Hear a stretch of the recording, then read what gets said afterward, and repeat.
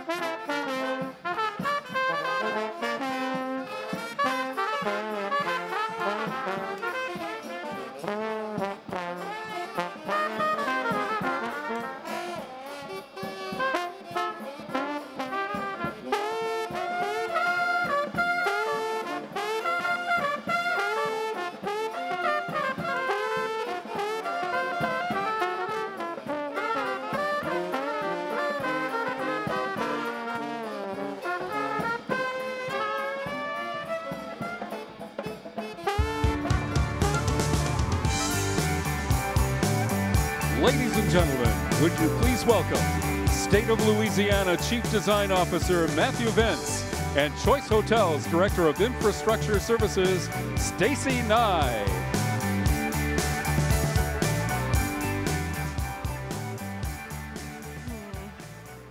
Well, good morning, New Orleans, and welcome to my home state. My name is Matt Vince. I'm the Chief Design Officer for the state of Louisiana, and it is my pleasure to welcome you all to .next 2018. State of Louisiana is currently re-architecting our cloud infrastructure, and Nutanix is the first domino to fall in our strategy to deliver better services to our citizens. And I'd like to second that warm welcome. I'm Stacy Nye, Director of Infrastructure Services for Choice Hotels International. Now, you may think you know Choice, but we don't own hotels. We're a technology company, and Nutanix is helping us innovate the way we operate to support our franchisees. This is my first visit to New Orleans and my first .next. Well, Stacy, you're in for a treat. New Orleans is known for its fabulous food and its marvelous music, but most importantly, the free spirit. Well, I can't wait. And speaking of free, it's my pleasure to introduce the Nutanix Freedom video. Enjoy. I lose everything so I can sing hallelujah, I'm free.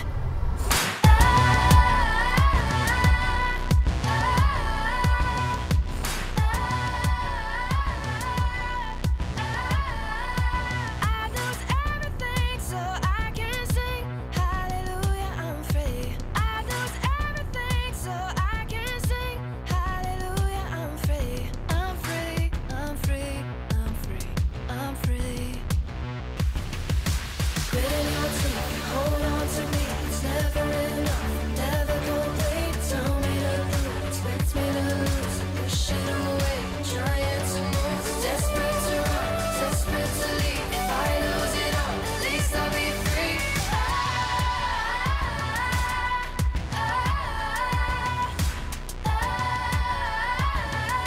Hallelujah, I'm free. Ladies and gentlemen, please welcome Chief Marketing Officer Ben Gibson.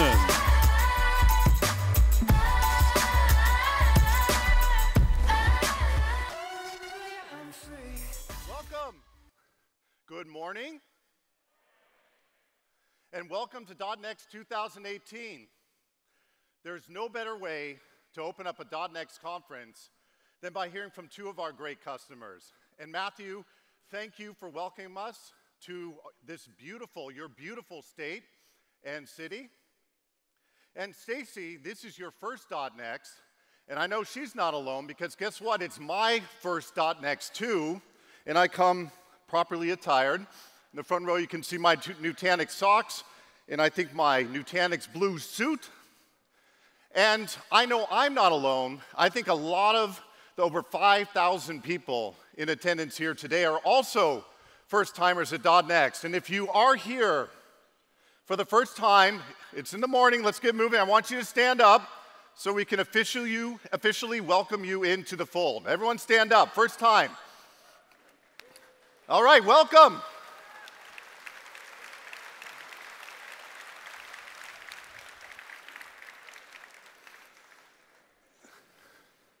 So you are all joining not just a conference here. This is truly a community.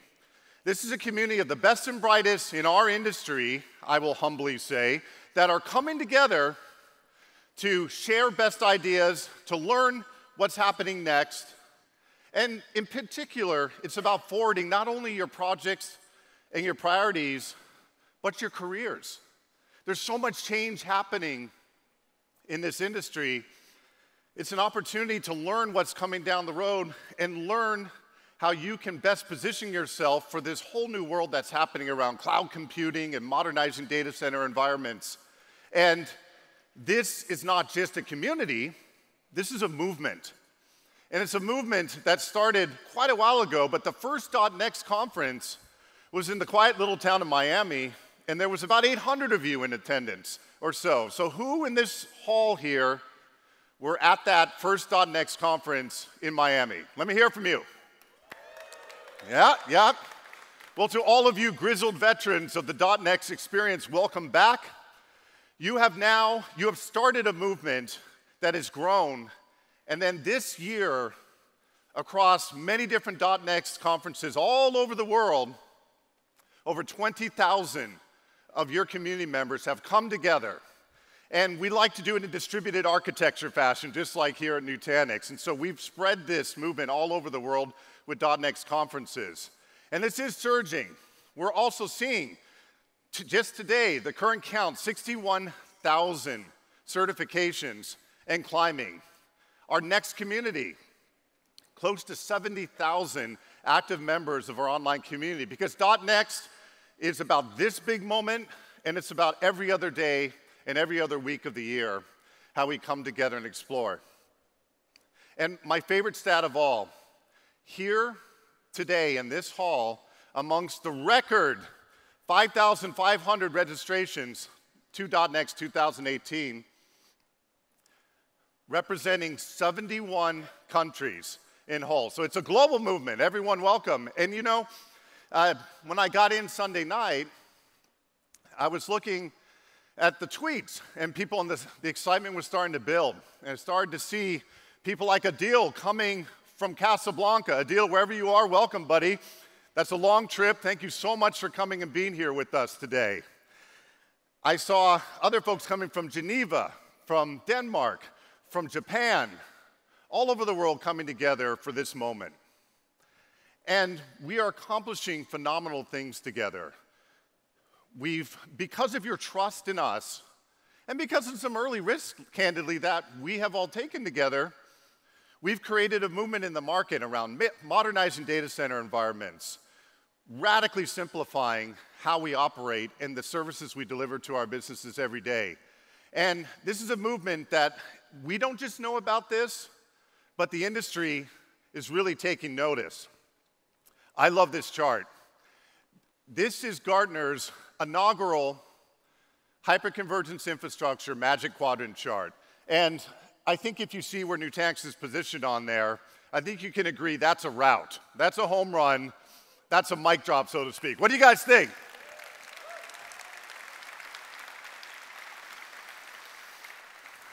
But here's the thing. It says Nutanix up there. We can honestly say this is a win for this hall here. Because again, without your trust in us and what we've accomplished together and your partnership with us, we're not there. But we are there, and it is thanks to everyone in this hall. Together, we have created, expanded, and truly made this market. Congratulations. And you know what? I think we're just getting started. The same innovation, the same catalyst that we drove into the market to converge storage, network, compute, the next horizon is around multi-cloud. The next horizon is around, whether by accident or on purpose, the strong move with different workloads moving into public cloud, some into private cloud, moving back and forth, the promise of application mobility, the right workload on the right cloud platform with the right economics. And economics is key here. If any of you have a teenager out there and they have a hold of your credit card and they're doing something online or the like, you get some surprises at the end of the month. And that surprise comes in the form of spiraling public cloud costs. And this isn't to say we're not going to see a lot of workloads born and running in public cloud, but the opportunity is for us to take a path that regains control over infrastructure, regain control over workloads and where they're run. And the way I look at it, for everyone in this hall, it's a journey that we're on. It starts with modernizing those data center environments. continues with embracing the full cloud stack and the compelling opportunity to deliver that consumer experience to rapidly offer up enterprise compute services to your internal clients, lines of businesses, and then out into the market.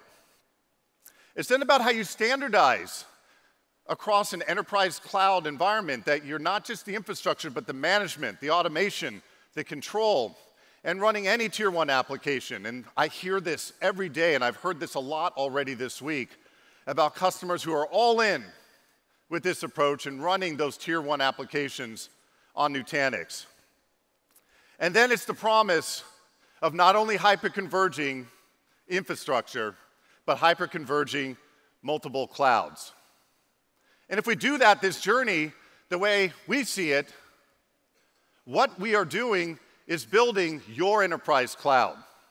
And your enterprise cloud is about the private cloud. It's about expanding and managing and taking back control of how you determine what workload to run where, and to make sure there's strong governance and control, and you're radically simplifying what could be an awfully complicated scenario if you don't reclaim and put your arms around that opportunity. Now, how do we do this different than anyone else? And this is going to be a big theme that you're going to see from my good friend Sunil and his good friends on the product team. What are we doing together? We're taking all of that legacy complexity, that friction, that inability to be able to move fast because you're chained to old legacy environments. I'm talking to folks that have applications that are 40 years old, and they are concerned to touch them because they're not sure if they can react, if their infrastructure can meet the demands of a new modernized workload. We're making all that complexity invisible. And if all of that is invisible, it allows you to focus on what's next. And that indeed is the spirit of this conference. So that the what is enterprise cloud, and the how we do it differently is by making infrastructure invisible, data centers, clouds. Then why are we all here today? What is the binding principle that spiritually, that emotionally brings us all together? And we think it's a very simple, powerful word. And that word is freedom. And when we think about freedom, we think about, as we work together, the freedom to build the data center that you've always wanted to build. It's about freedom to run the applications where you choose, based on the information and the context that wasn't available before. It's about the freedom of choice to choose the right cloud platform for the right application. And again, to avoid a lot of these spiraling costs and unanticipated surprises, whether it be around security, whether it be around economics, or governance that come to the forefront. It's about the freedom to invent. It's why we got into this industry in the first place. We want to create, we want to build things, not keep the lights on, not be chained to mundane tasks day by day. And it's about the freedom to play. And I hear this time and time again. My favorite tweet from a Nutanix customer to this day is just updated a lot of nodes at 38,000 feet on United Wi-Fi on my way to spend vacation with my family. Freedom to play. This, to me, is emotionally what brings us all together. And what you saw with the Freedom video earlier and what you see here is this new story, because we want to go out and spread the word. And not only talk about the enterprise cloud, not only talk about how we do it better, but talk about why it's so compelling to be a part of this hall here today. Now, just one note of housekeeping for everyone out there, in case I don't want everyone to take a wrong turn as they come to this beautiful convention center here today. A lot of freedom going on in this convention center. As luck may have it, there's another conference going on a little bit down that way based on another high-growth, disruptive industry. Now, MJ BizCon Next, and by coincidence, it's also called Next. And I have to admire the creativity. I have to admire the fact that we do share, hey, high-growth business model here. And in case you're not quite sure what this conference is about, I'm the head of marketing here. I have to show the tagline. of this. And I read the tagline from License to Launch and Beyond, the future of the... Now, if I can replace that blank with our industry, I don't know, to me it sounds like a new cool Sunil product launch, maybe launching a new subscription service or the like. Stay tuned, you never know. I think they're going to have a good time over there. I know we're going to have a wonderful week here, both to learn as well as have a lot of fun, particularly in our customer appreciation event tonight. I want to spend a few very important moments on .Heart. .Heart is Nutanix's initiative to promote diversity in the technology arena. In particular, we have a focus on advancing the careers of women and young girls that we want to encourage to move into STEM and high-tech careers.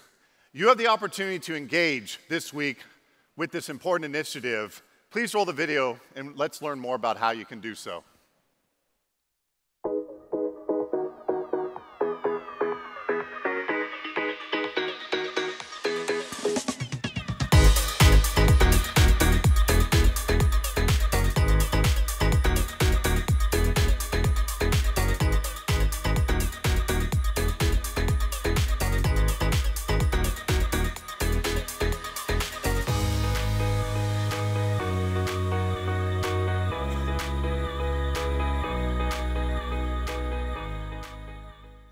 So all of you have received these .Heart tokens. You have the freedom to go and choose which of the 4 very deserving charities can receive donations to really advance our cause. So I thank you for your engagement there.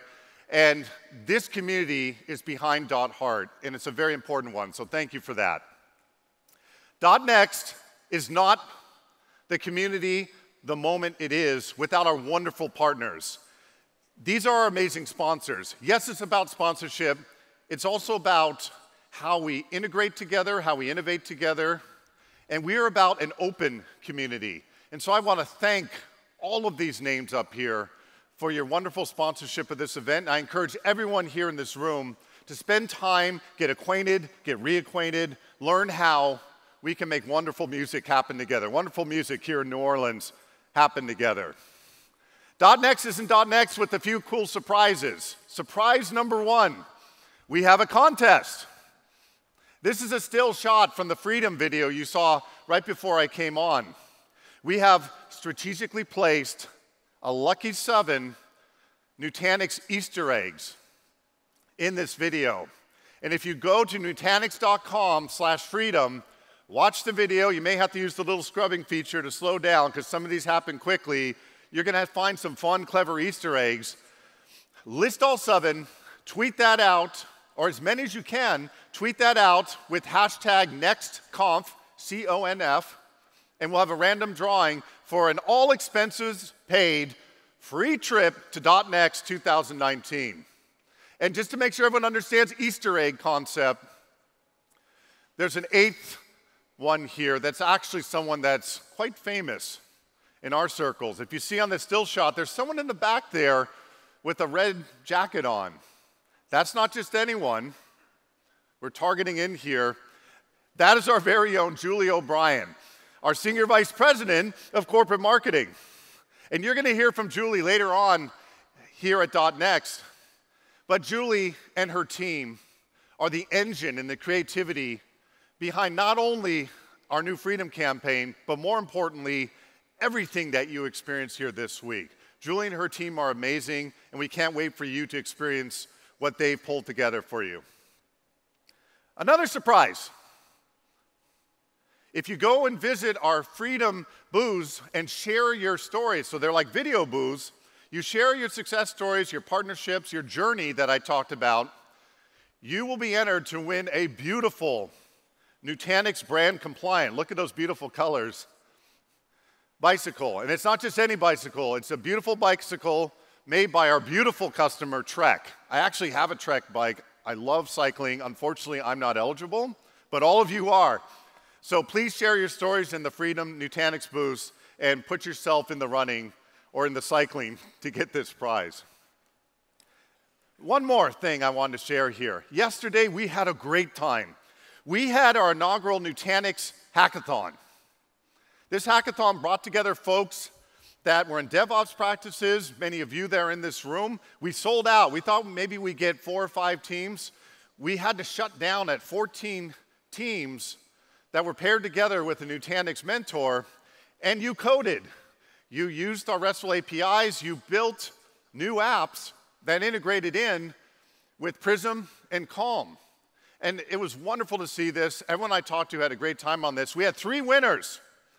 In 3rd place, we had Team Copper, or Team Bronze, but Team Copper, silver, not that special. They're very humble, kind of like our, one of our key mission statements. And the grand prize winner was, we did it all for the cookies. And you saw them coming in on our Mardi Gras float here. We did it all for cookies. They did this very creative job.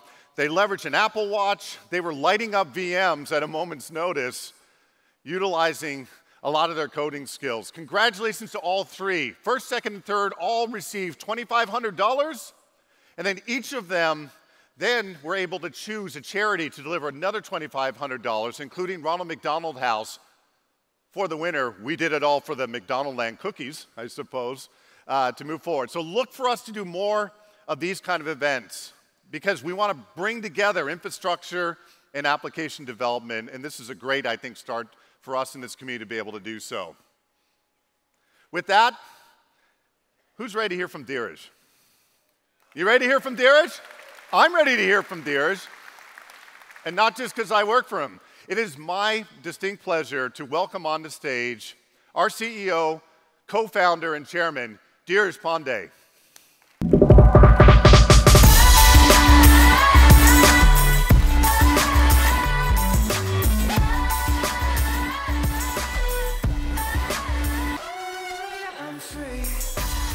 Thank you, Ben, and good morning, everyone.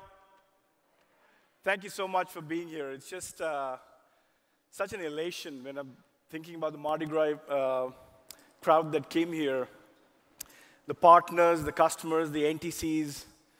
I mean, there were some great NTCs up there, one I could relate to, because they're on Slack as well. How many of you are in Slack, Nutanix internal Slack channel?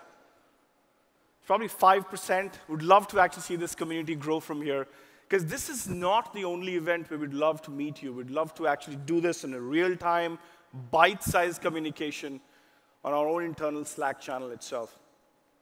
Now, today, we're going to talk about a lot of things, but a lot of hard things, a lot of things that take time to build and have evolved as the industry itself has evolved.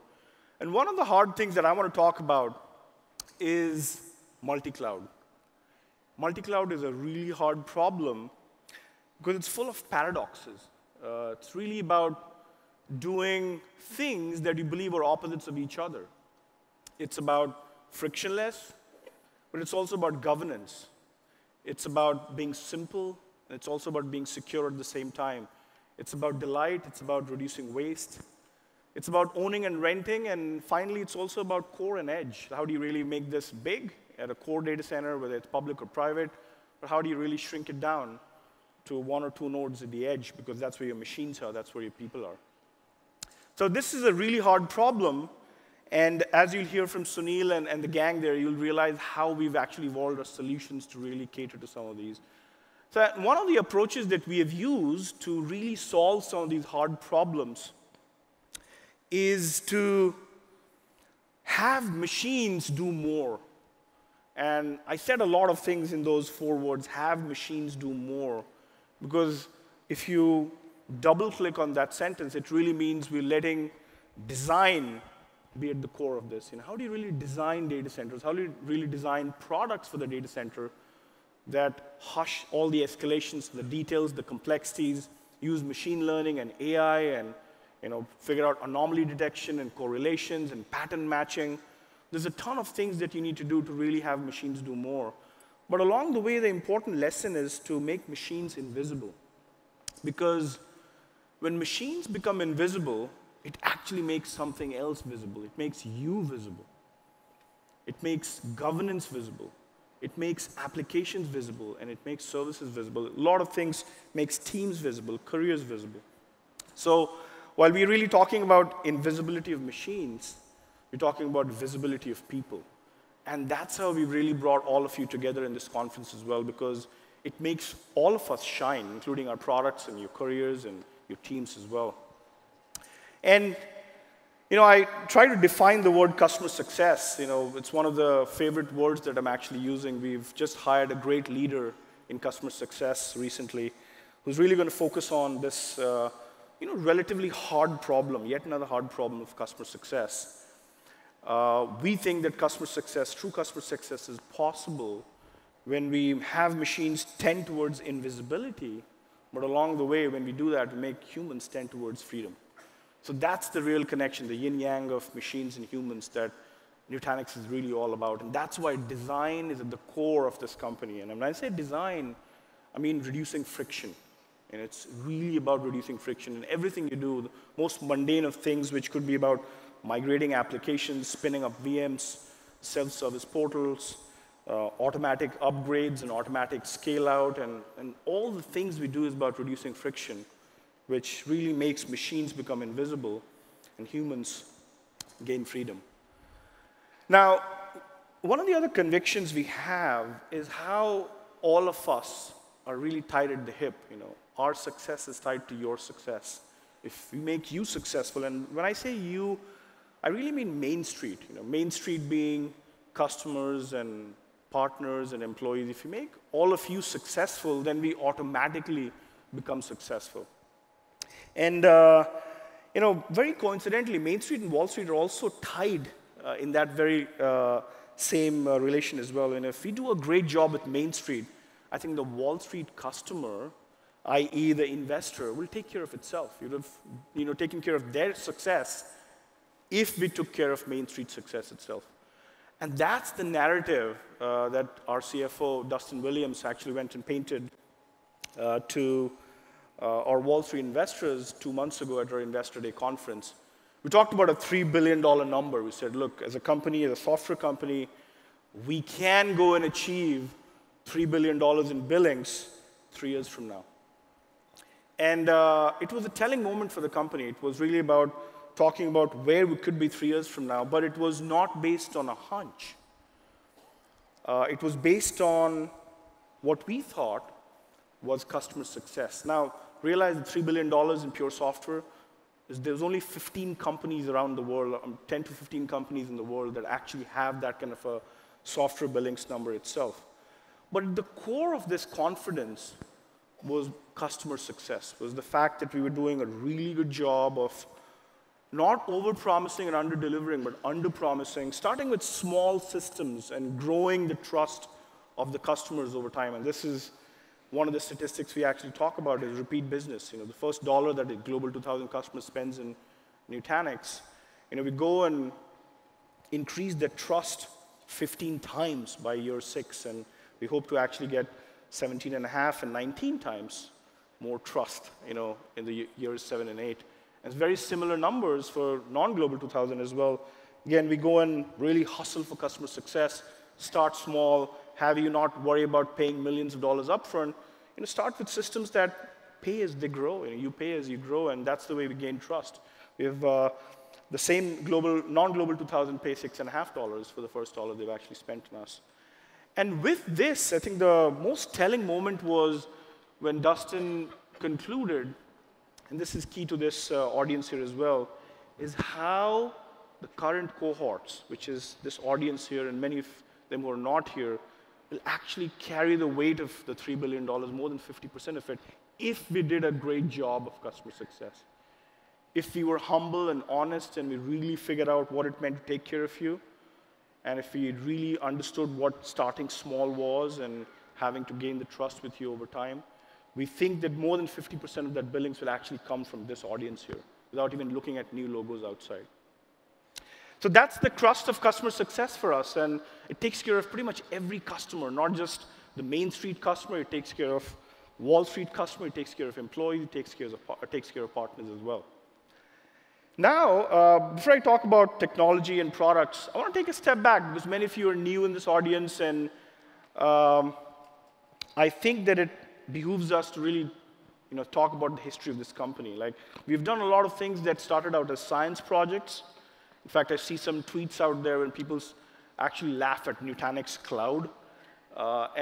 This is where we were in 2012. So if you take a step back and think about where the company was almost 7, 8 years ago, we were up against giants. There was a $30 billion industry around network-attached storage and storage area networks and blade servers and hypervisors and systems management software and so on.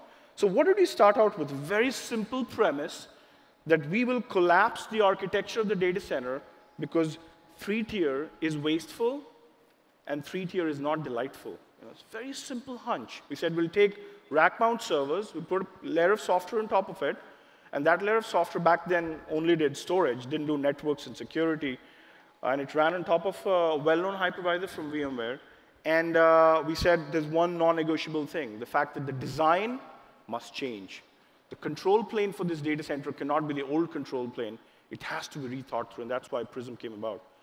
Now, we went and hustled hard to add more things to it. We said we need to make this diverse because it can't just be for one application. We need to make it CPU heavy and memory heavy and storage heavy and flash heavy and so on. And we built a highly configurable HCI. Not all of them are actually configurable, as you know of today. And this was not just innovation in technology, it was innovation in business and sizing, capacity planning, quote-to-cash business processes, a lot of stuff that we had to do to make this highly configurable so you can really scale capacity and performance independent of each other. Then, in 2014, we did something that was very counterintuitive, but we've done this on and on and on again. People said, why are you disrupting yourself?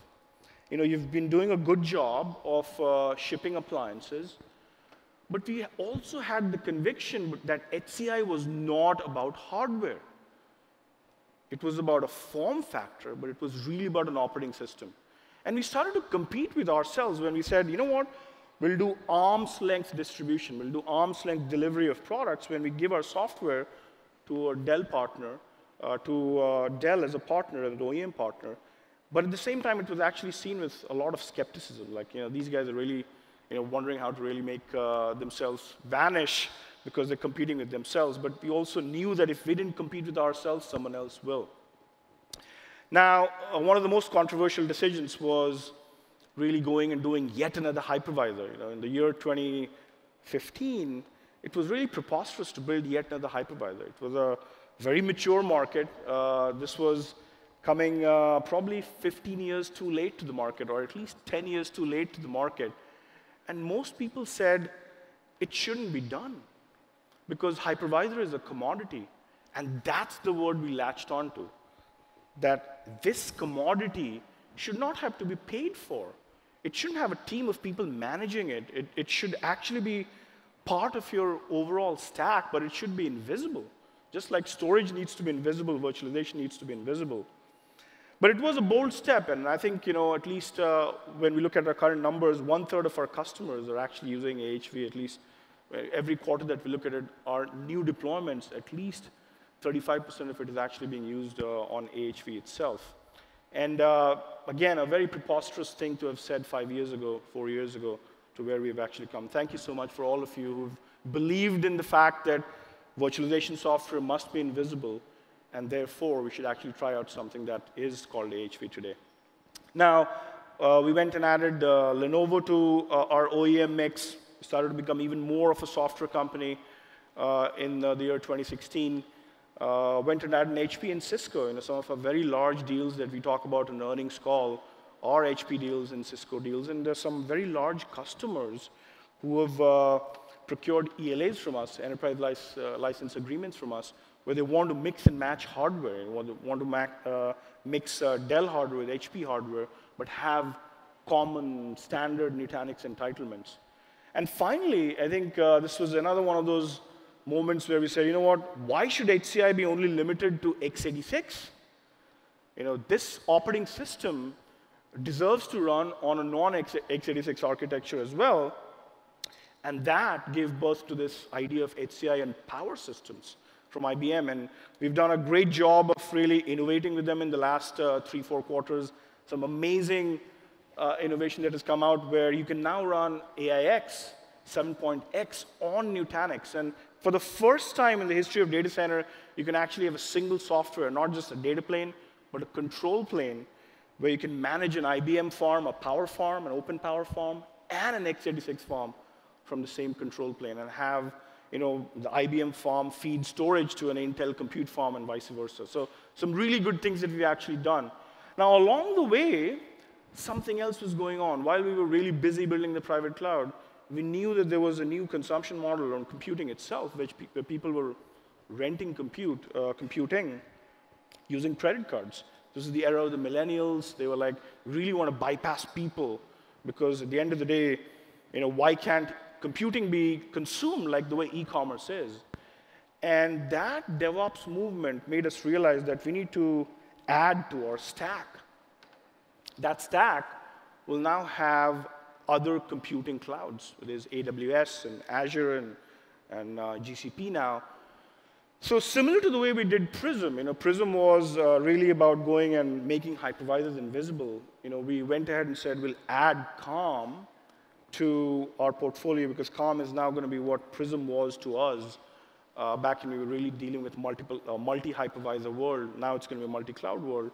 And it's one of those things we had a gut around, and we've really come to expect a lot of feedback and real innovation. I mean, yesterday when we had the hackathon, the epicenter of the discussion was Calm. How do you automate on multiple clouds without having to write a single line of code? So we've come a long way since the acquisition of Calm 2 years ago. I think it's going to be a great, a strong pillar in our overall product portfolio itself. Now, the word multi-cloud is going to be used and overused. In fact, it's going to be blurring its lines with the idea of hyperconvergence of clouds. What does it mean? We just hope that hyperconvergence, the way it's called today, will morph to become hyperconverged clouds, not just hyperconverged boxes, which is a software-defined infrastructure definition itself. But let's focus on the why of multi-cloud. Like, why do we think it can't all go into a public cloud itself? And the one big reason is just laws of the land. There's data sovereignty and computing sovereignty, regulations and compliance, because of which you need to be in where the government, where the regulations, where the compliance rules want you to be. And by the way, that's just one reason why the cloud will have to disperse itself. It can't just be 10, 20 large data centers around the world itself, because we have 200+ countries, and half of computing actually gets done outside the US itself. So it's a really important, very relevant point about the why of multi-cloud. The second one is just simple laws of physics. If there are machines at the edge and they're producing so much data, you can't bring all the data to the compute. You have to take the compute, which is stateless. It's an app. You have to take the app to where the data is, because the network is the enemy. The network has always been the enemy. And when you thought we've made fatter networks, we've just produced more data as well. So this just goes without saying that you have to take something that's stateless, that's without gravity, that's lightweight, which is compute of the application, and push it close to where the data itself is. And the third one, which is related, is just latency reasons. And it's not just about machine latency and electrons transferring with the speed of light, and you can't fight the speed of light. It's also about human latency. It's also about multiple teams saying, we need to federate and delegate, and we need to push things down to where the teams are, as opposed to having to expect everybody to come to a very large computing power itself. So all the whys, the way they are, there will be at least 3 different ways of looking at multi-cloud itself. There's a centralized core cloud. We all go and relate to this, because we've seen large data centers and so on. And that's the back office workhorse. It will crunch numbers, it'll do processing, it'll do a ton of things that will go and produce results for how we run our businesses. But there's also the dispersal of the cloud. It's the robo-cloud, and this is the front office server. It's really serving. It's a cloud that's going to serve people. It's going to be closer to people, and that's what a robo-cloud is. We have a ton of customers out here who actually use Nutanix at the robo environments themselves. There's 1-node, 2-node, 3-node, 5-node servers, and it just collapses the entire server closet room in these robos into something really, really small and minuscule. And finally, there's going to be another dispersed edge cloud, because that's where the machines are. That's where the data is. And then there's going to be an IoT machine fog because we need to miniaturize computing to something even smaller, maybe something that can really land on a palm, and a mini server, which is a PC-like server, where you need to run everything that's enterprise grade. You should be able to go and upgrade them and monitor them and analyze them and do enough computing out there, maybe event-based processing that can actually happen. In fact, there's some great innovation that we have done at the edge with IoTs that I'd love for all of you to actually attend some sessions around as well. So with that being said, we have a hole in the stack. And that hole is probably one of the hardest problems that we've been trying to solve for the last 2 years. And Sunil will talk a lot about that. It's this idea of hybrid. The hybrid of multi-cloud is one of the hardest problems.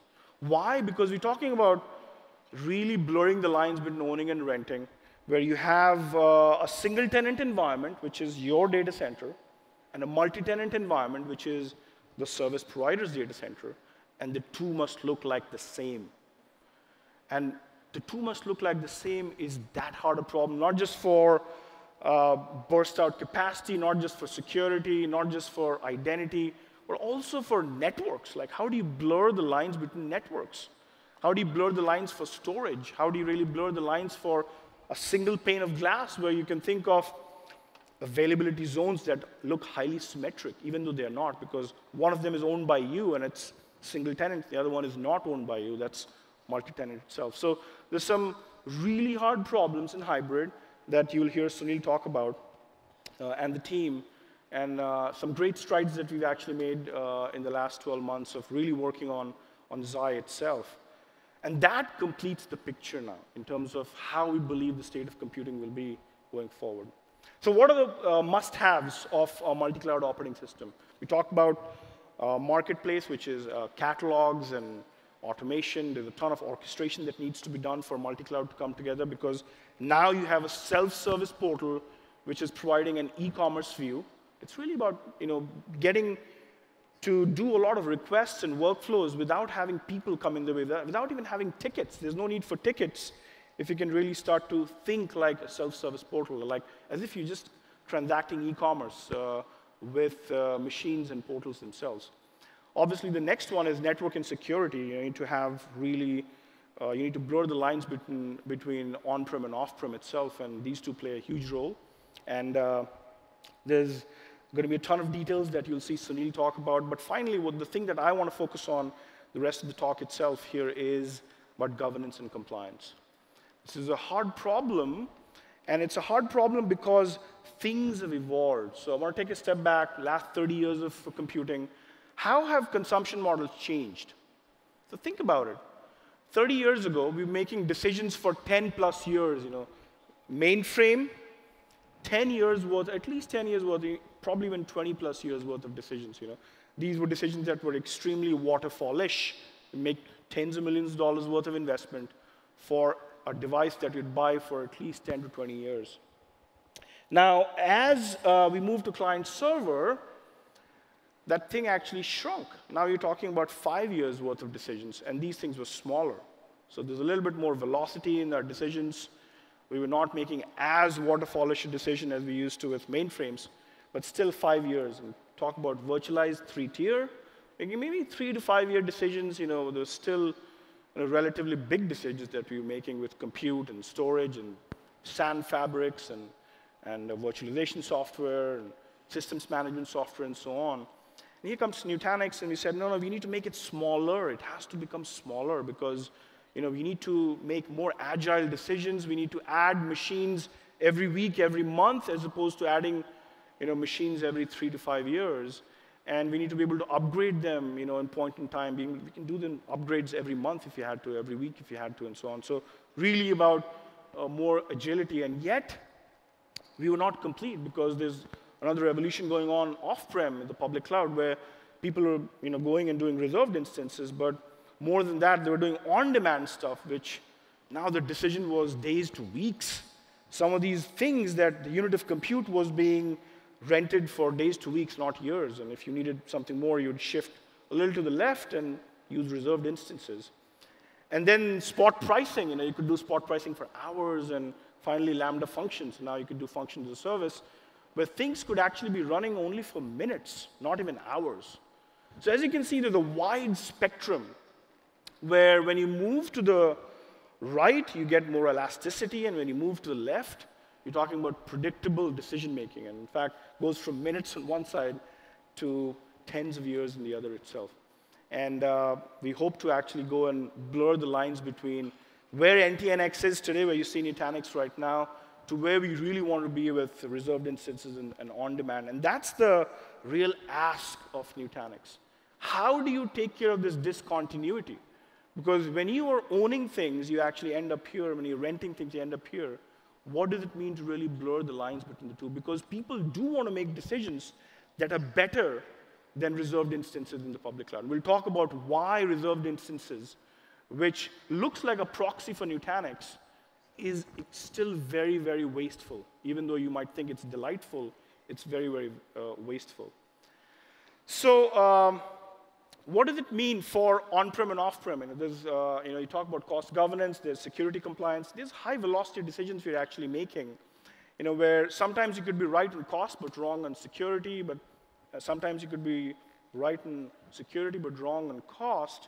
We need to really figure out how machines make some of these decisions for us, how software helps us decide, do we have the right balance between cost governance and security compliance itself? And to get it right, we have introduced our first SaaS service called Beam.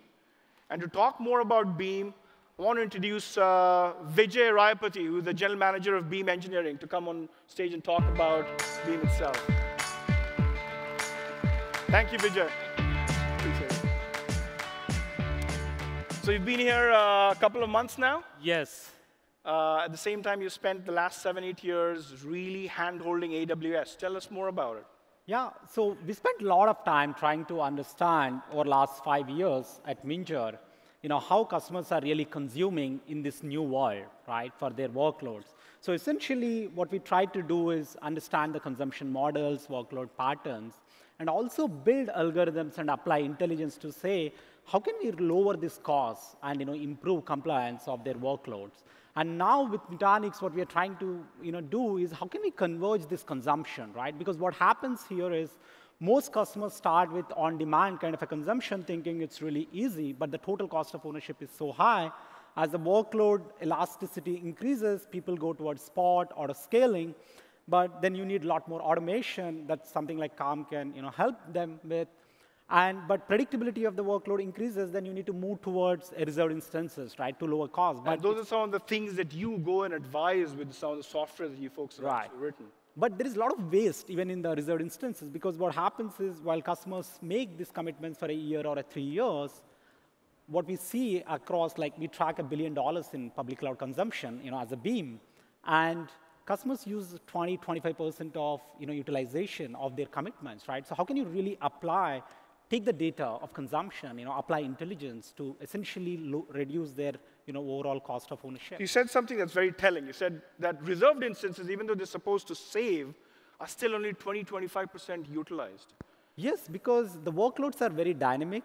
And the next thing is you can't do hot add CPU or a hot add memory because you're buying them for peak capacity, right? There is no convergence of scaling that apart from scaling as another node. So you actually sized it for peak, but then using 20, 30%, you're still paying for the peak. That's right. That can actually add up. Yeah, I mean, that's what we are trying to say. How can we deliver visibility across clouds? How can we deliver optimization across clouds and consumption models and bring the control while retaining that agility and elasticity? That's great. So you want to show us something? Yeah, absolutely. So this is Beam, as just Dheeraj outlined, our first SaaS service, and this is my first .next, and glad to be here. So what you see here is a global consumption, for a business across different clouds, whether that's in a public cloud like Amazon or Azure or Nutanix. We kind of bring the consumption together for the month, for the recent months, across your accounts and services, and apply intelligence to say, what is your spend efficiency, across these clouds, right? Essentially, there is a lot of intelligence that goes in to detect your workloads and consumption model to say if you're spending $100, how efficiently are you spending? How can you increase that, right? So you have a centralized view where you're looking at multiple clouds and you talk about, maybe you can take an example of an account and start looking at it. Let's go into a cloud provider like, for this business, let's go and take a look at, what's happening inside an Amazon cloud. Here, we get into the deeper details of, what's happening with the consumption of a specific services, as well as, the utilization of both on-demand and RI. What can you do to lower your costs and detect your spend efficiency of $1 to see, are there resources that are provisioned by teams for applications that are not being used? Or are there resources that we should go and right size because we have all this monitoring data, configuration data that we crunch through to basically detect this. So what is billions of events that you look at every day?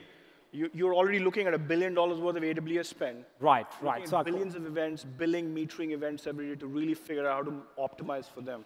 So what we have here is a very popular international government organization. Wow, so it looks like Russians are everywhere or the cloud is everywhere, actually. Yeah, it's quite popular. So when you bring your master account into Beam, we kind of detect all the linked accounts, under that. Then you can go and take a look at, not just at an organization level, within at an account level. So these are child objects, like, you can think of them as ephemeral accounts that you create because you don't want to be on the record when you're doing spends on Facebook, for example. Right, let's go and take a look at what's happening inside a Facebook ad spend account, right?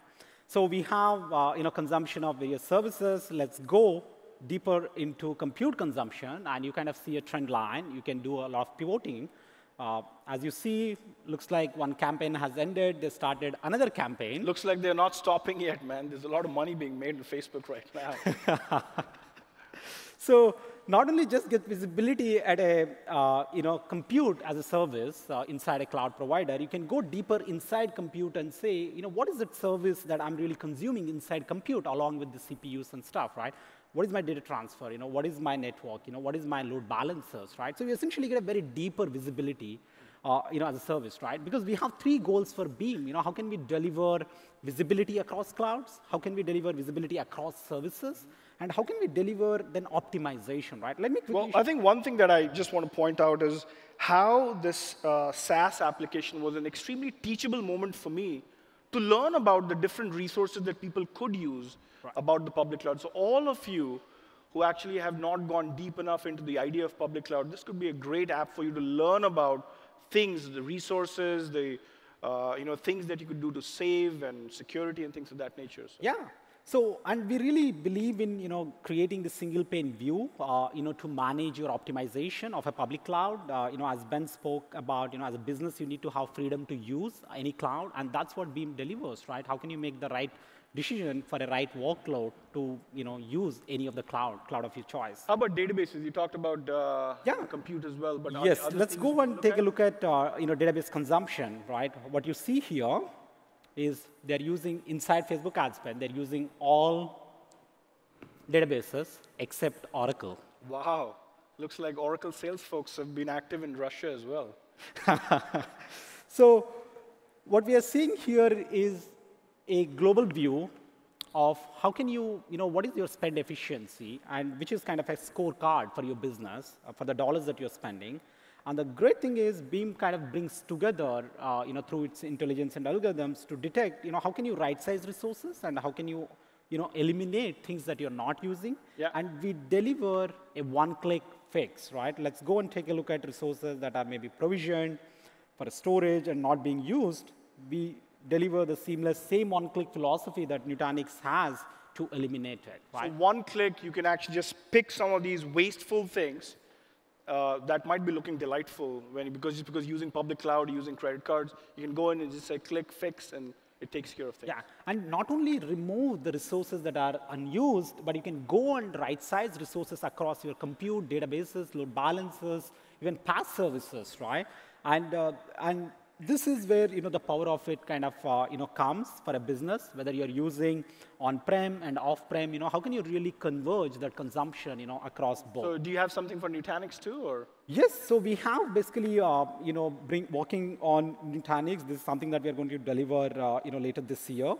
As you can see here, we are bringing together the consumption for the Nutanix, the services that you are using, the licensing and capacity that is available, and how can you also go and optimize within Nutanix environments, right, before you for the next workload. Now let me quickly show you what we have on the compliance side. This is an extremely powerful thing that we've been working on for many years. What we deliver here, just like in cost governance, a global view of your compliance across cloud providers, right? And the most powerful thing is you can go into a cloud provider, get the next level of visibility across cloud regions, right, for hundreds of policies, not just policies, but those policies across different regulatory compliances like HIPAA, PCI, CIS. And that's very powerful because... So you're saying that a lot of what you folks have done is codified these compliance checks in software to make sure that people can sleep better at night, knowing that it's PCI and HIPAA and all that compliance actually comes together. And you can build this not just by cloud accounts, you can build them across cloud accounts, which is what we call security centers. And now essentially you can go and take a deeper look at the things. We do a whole full body scan for your cloud infrastructure, whether it's AWS or Amazon or Azure. And you can go and now again, click to fix things, that are being probably provisioned, that are violating, the security compliance rules that shouldn't be there. Again, we have the same one-click philosophy to say, how can you really, remove things. So again, similar to Save, you're saying you can go and fix some of these security issues by just doing one click. Absolutely. So the idea is how can we give people the freedom to get visibility and use the right cloud and take the decisions instantly through one click, right? That's what Beam delivers, today. And, we are really excited. And it's available at beam.nutanix.com. And our first SaaS service, ladies and gentlemen. Thank you so much for doing this, Vijay. It looks like there's going to be a talk here at 10:30. You'll talk more about the midterm elections there, probably? Yes, so you can go and write your own security compliances as well, within Beam. And a lot of powerful things you can do. Awesome. Thank you so much, Vijay. I really appreciate it.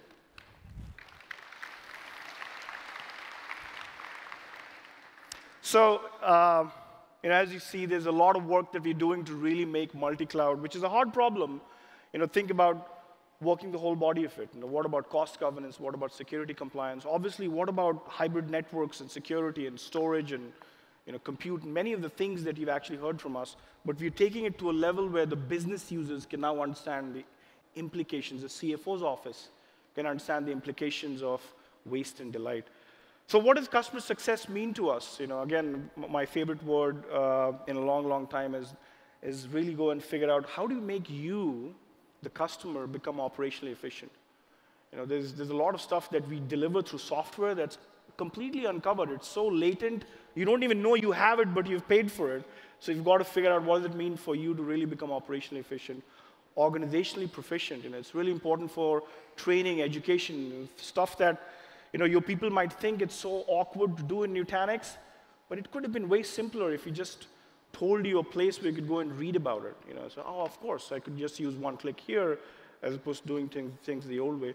But most importantly, to make it financially accountable. So at the end, there's is again one of the things that I think about all the time when we're building this company, because obviously there's a lot of stuff that we want to do to create offense, things above the line and top line and everything else. There's also a bottom line. Delight and waste are two sides of the same coin. When we're talking about developers who seek delight with public cloud, at the same time, you're looking at IT folks who are trying to figure out governance. They're like, look, the CFO's office, the CIO's office, they're trying to figure out how to curb waste. These two things have to go hand in hand in this era of multi-cloud where we're talking about frictionless consumption, but also governance that looks invisible.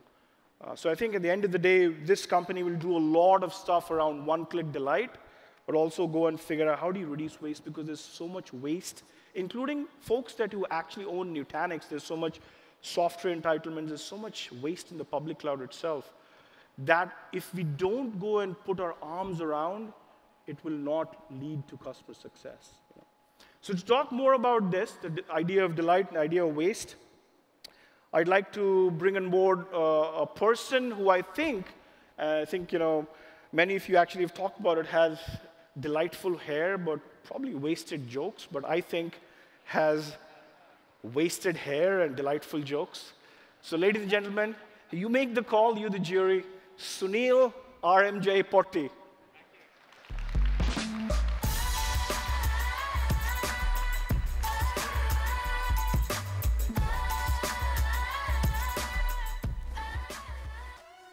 So that was the first time I came out from the bottom of a screen on a stage. I actually now know what it feels to be like a gopher. And who's that laughing loudly at the back?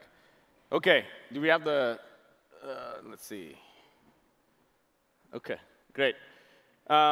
We are about 15 minutes late, so that means we are running right on time. That's normally how we roll at this conference. And we have about 3 customers and 4 demos. And it's been about, I think there's about 3 plus 6, about 9 folks coming on stage. So we'll have our own version of the parade as well on the main stage for the next 70 minutes. So let's just jump right into it. I think we've been pretty consistent in terms of our long-term plans since we started the company. And it's become a lot more clearer over the last few years about our plans to essentially make computing invisible, as Dheeraj mentioned. We're doing this across multiple acts. We started with HCI. We call it making infrastructure invisible. We extended that to making data centers invisible. And then now we're in this mode of essentially extending it to converging clouds so that you can actually converge your consumption models. And so today's conference, and essentially the theme that you're going to be seeing throughout the breakout sessions, is about our journey towards invisible clouds. But make sure that you internalize the fact that we are investing heavily in each of the 3 phases. It's just not about the hybrid cloud with Nutanix. It's about actually finishing the job, about making infrastructure invisible, expanding that to kind of go after the full data center, and then, of course, embark on some real meaningful things around invisible clouds, OK? And to start the session, I think the part that I wanted to make sure that we are all on the same page, because most of us in the room are still in probably this phase of the journey, which is about invisible infrastructure, right? And they're the 3 key products, and especially 2 of them that most of you guys know are Acropolis and Prism. And they're sort of like the bedrock of our company, right? Especially Acropolis, which is about the web scale architecture, Prism about consumer-grade design. And with Acropolis now being really mature, it's in the 7th year of innovation. We still have more than half of our company, in terms of R&D spend, still on Acropolis and Prism, right? So our core product is still sort of where we think we have a significant differentiation on, and we're not going to let our foot off the pedal there. And every time somebody comes to me and says, look, there's a new HCI vendor popping out or an existing HCI vendor out there, I ask a simple question to our customers saying, show me 100 customers with 100 node deployments. And it'll be very hard to find any other vendor out there that does the same thing, right? And that's the power of Acropolis, the core platform. And then it's the fact that the velocity associated with Acropolis continues to be on a fast pace. We came out with various new capabilities in 5.5 and 5.6. And one of the most complicated things to get right was the fact to shrink our 3-node cluster to a 1-node, 2-node deployment, right? Most of you actually had requirements on remote office, branch office, or the edge that actually allowed us to kind of give us the, sort of like the impetus to kind of go design some new capabilities into our core OS to kind of get this out. And associated with Acropolis and expanding into Prism, as you will see, the first couple of years of Prism was all about refactoring the user interface, doing a good job with automation. But more and more of the investments around Prism is going to be based on machine learning. And you've seen some variants of that over the last 12 months, and I can tell you that in the next 12 to 24 months, most of our investments around infrastructure operations are going to be driven by AI techniques, starting with most of our R&D spend also going into machine learning algorithms, right? And so when you talk about all the enhancements that have come on with Prism, whether it be formed by the management console changing to become much more automated, whether now we can give you automatic right sizing, anomaly detection, and a series of functionality that have gone into it, the real core sort of capabilities that we're putting into Prism and Acropolis are probably best served by looking at the quality of the product. So and you probably have seen this slide before, we started showing the number of nodes shipped by Nutanix 2 years ago at this conference. It was about 35,000 plus nodes at that time. And since then, obviously, we've continued to grow.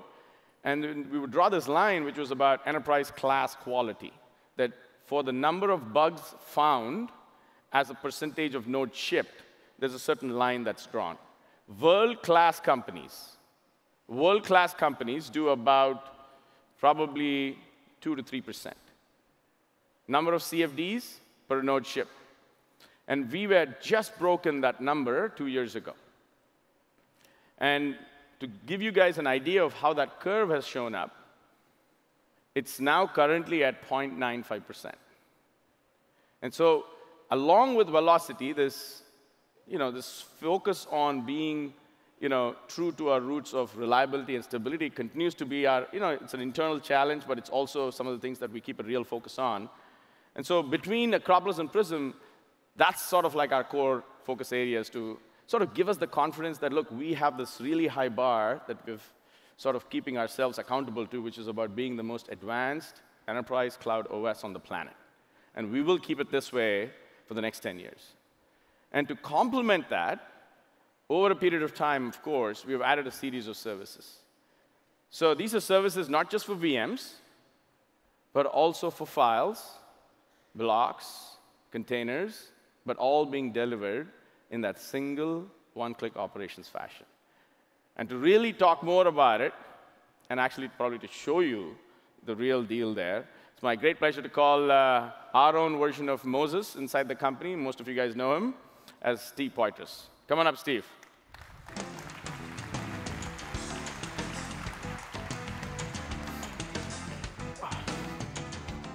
Thanks, sit down. You barely fit in that door, man. OK. So what are we going to talk about today, Steve? Absolutely. So when we think about when Nutanix first got started, it was really focused around VDI deployment, smaller workloads. However, over time, as we've evolved the product, added additional capabilities and features, that's grown from VDI to business-critical applications, as well as cloud-native apps. So let's go ahead and take a look. And we'll start with like Oracle. Yeah, that's one of the key ones. So here we can see our Prism Central user interface. And we can see our Thor cluster, obviously speaking to the Avengers theme here. We can see this is doing right around 400,000 IOPS at around 360 microseconds latency. Now, obviously, Prism Central allows you to manage all of your Nutanix deployments, but this is just running on one single Nutanix cluster. So if we hop over here to our Explore tab, we can see we have a few categories. We have some Kubernetes, some AFS, some Zen Desktop, as well as Oracle RAC. Now, if we hop over to Oracle RAC, we're running a slob workload here. So obviously, with Oracle Enterprise applications, performance, consistency, and extremely low latency are very critical. So with this slob workload, we're running right around 300 microseconds of latency. So this is what? How many node Oracle RAC cluster is this? This is a 6-node Oracle RAC deployment. Got it. Got it. And so what has gone into the product in the recent releases to kind of make this happen? Yeah, so obviously on the hardware front, there's been a lot of evolutions in storage mediums. So with the introduction of NVMe, persistent memory technologies like 3D XPoint, that's meant storage media has become a lot faster. Now, to allow you to fully take advantage of that, that's where we've had to do a lot of optimizations within the storage stack. So with AHV, we have what we call AHV Turbo Mode, which allows you to fully take advantage of those faster storage mediums at that much lower latency. And then obviously on the networking front, technologies such as RDMA can be leveraged to optimize that network stack. Got it. So that was Oracle rack running on a Nutanix cluster. It used to be a big deal a couple of years ago. Now we've got many customers doing that. On the same environment, though, what we're going to show you is the advent of actually putting file services in the same scale-out environment. And many of you in the audience probably know about AFS. We released it about 12 to 14 months ago. It's been one of our most popular new products of all time within Nutanix's history. And we had SMB support. It was for user file shares, VDI deployments. And it took a while to bake, to get to scale and reliability. And then in the last release, in the recent release that we just shipped, we now added NFS v4 support so that we can now go after the full-scale file server consolidation, right? So let's take a look at some of that stuff. Yep, let's do it. So hopping back over to Prism, we can see our Thor cluster here. Overall cluster-wide latency right around 360 microseconds. And we'll hop down to our file server section. So here we can see we have our next A file server hosting right around 16.2 million files. Now, if we look at our shares and exports, we can see we have a mix of different shares. So one of the shares that you see there is home directories. So this is an SMB share, which is actually mapped and being leveraged by our VDI desktops for home folders, user profiles, things of that nature. We can also see this Oracle backup share here, which is exposed to our rack host via NFS. So RMAN is actually leveraging this to provide native database backups. Got it. So Oracle VMs, backup using files, or for any other file share requirements with AFS. Do we have the cluster also showing? So I saw some Kubernetes as well on it. Let's talk a little bit about what we're thinking of doing there, right? Yep, let's do it. So if we think about cloud, cloud's obviously a big buzzword, so is containers and Kubernetes. So with ACS 1.0, what we did is we introduced native support for Docker integration. And pause there, and we screwed up. So just like the market took a left turn on Kubernetes, obviously we realized that, and now we're working on ACS 2.0, which is what we're going to talk about, right? Exactly, exactly. So with ACS 2.0, we've introduced native Kubernetes support. Now, when I think about Kubernetes, there's really two core areas that come to mind. The first one is around native integration. So with that, we have our Kubernetes volume integration. We're obviously doing a lot of work on the networking front, and we'll continue to push there from an integration point of view. Now, the other piece is around the actual deployment of Kubernetes. When we think about a lot of Nutanix administrators or IT admins, they may have never deployed Kubernetes before. So this could be a very daunting task. And true to the Nutanix nature, we not only want to make our platform simple and intuitive, we also want to do this for any ecosystem products. So with ACS 2.0, we've simplified the full Kubernetes deployment. And switching over to our ACS 2 interface, we can see this Create Cluster button. Now, this actually pops up a full wizard. This wizard will actually walk you through the full deployment process, gather the necessary inputs for you, and in a matter of a few clicks and a few minutes, we have a full Kubernetes deployment, fully provisioned, the masters, the workers, all the networking, fully done for you, very simple and intuitive. Got it. Now, if we hop back over to Prism, we can see we have this ACS 2 Kubernetes category. Clicking on that, we can see we have 8 instances, virtual machines. And here are Kubernetes virtual machines, which have actually been deployed as part of this ACS 2 installer. Now, one of the nice things is it makes the IT administrator's job very simple and easy to do. The deployment, straightforward. Monitoring and management, very straightforward and simple. Now, for the developer, the application architect, or engineers, they interface and interact with Kubernetes just like they would traditionally on any platform. Got it. So the goal of ACS is to ensure that the developer ecosystem still uses whatever tools that they are preferring, while at the same time allowing this consolidation of containers along with VMs on that same single runtime, right? Yeah. So that's ACS. And then if you think about where the OS is going, there's still some open space at the end. And the open space has always been, look, if you just look at a public cloud, you look at blocks, files, containers, the most obvious sort of storage function that's left is objects. And that's the last horizon for us in completing the storage stack. And we're going to show you for the first time a preview of an upcoming product called the Acropolis Object Storage Services stack, right? So let's talk a little bit about it and then maybe show the demo. Yeah. Yeah, so just like we provided file services with AFS block services with ABS. With OSS, or our object storage services, we provide native object storage compatibility and capability within the Nutanix platform.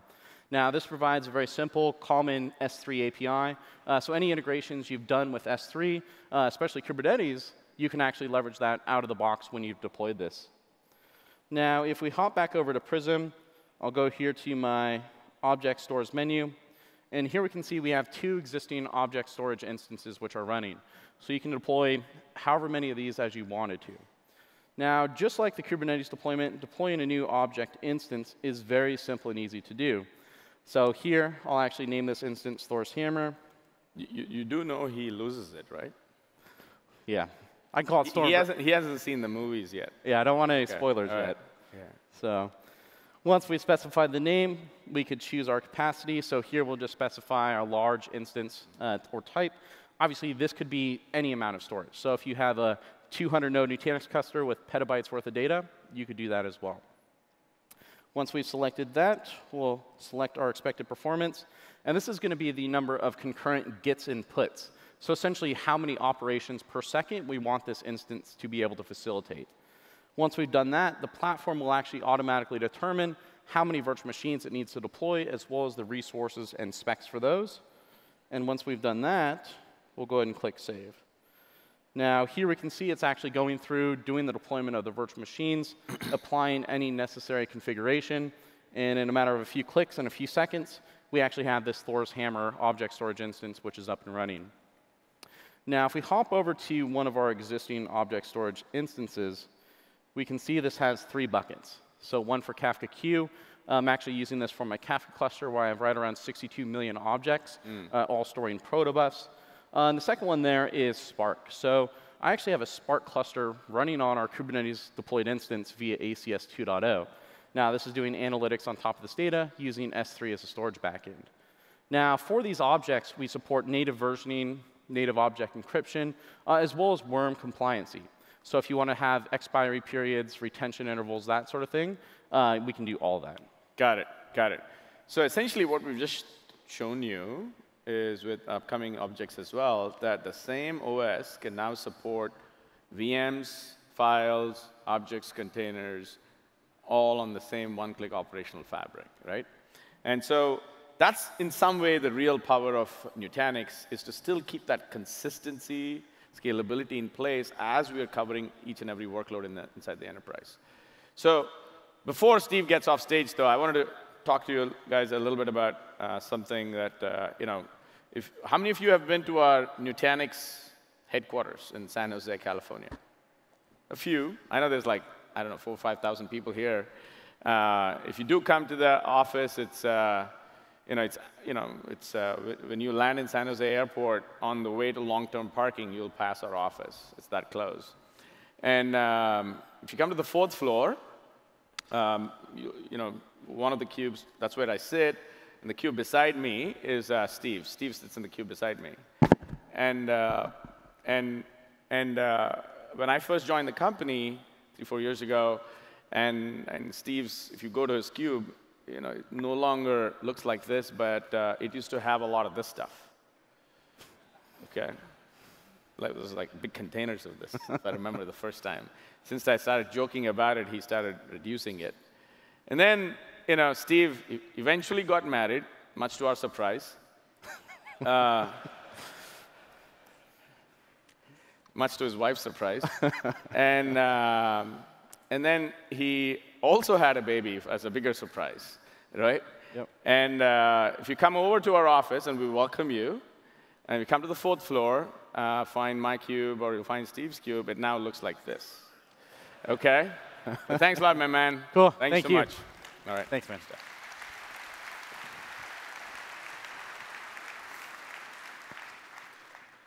So, single OS, any workload. And like Steve, who's been with us for a while, it's my great pleasure to invite one of our favorite customers, CSC, Karen, who's also been with us for 3 to 4 years. And I'll share some fond memories about how she's been with the company for a while, how as partners we've really done a lot together. So without any further ado, let me bring up Karen. Come on up, Karen.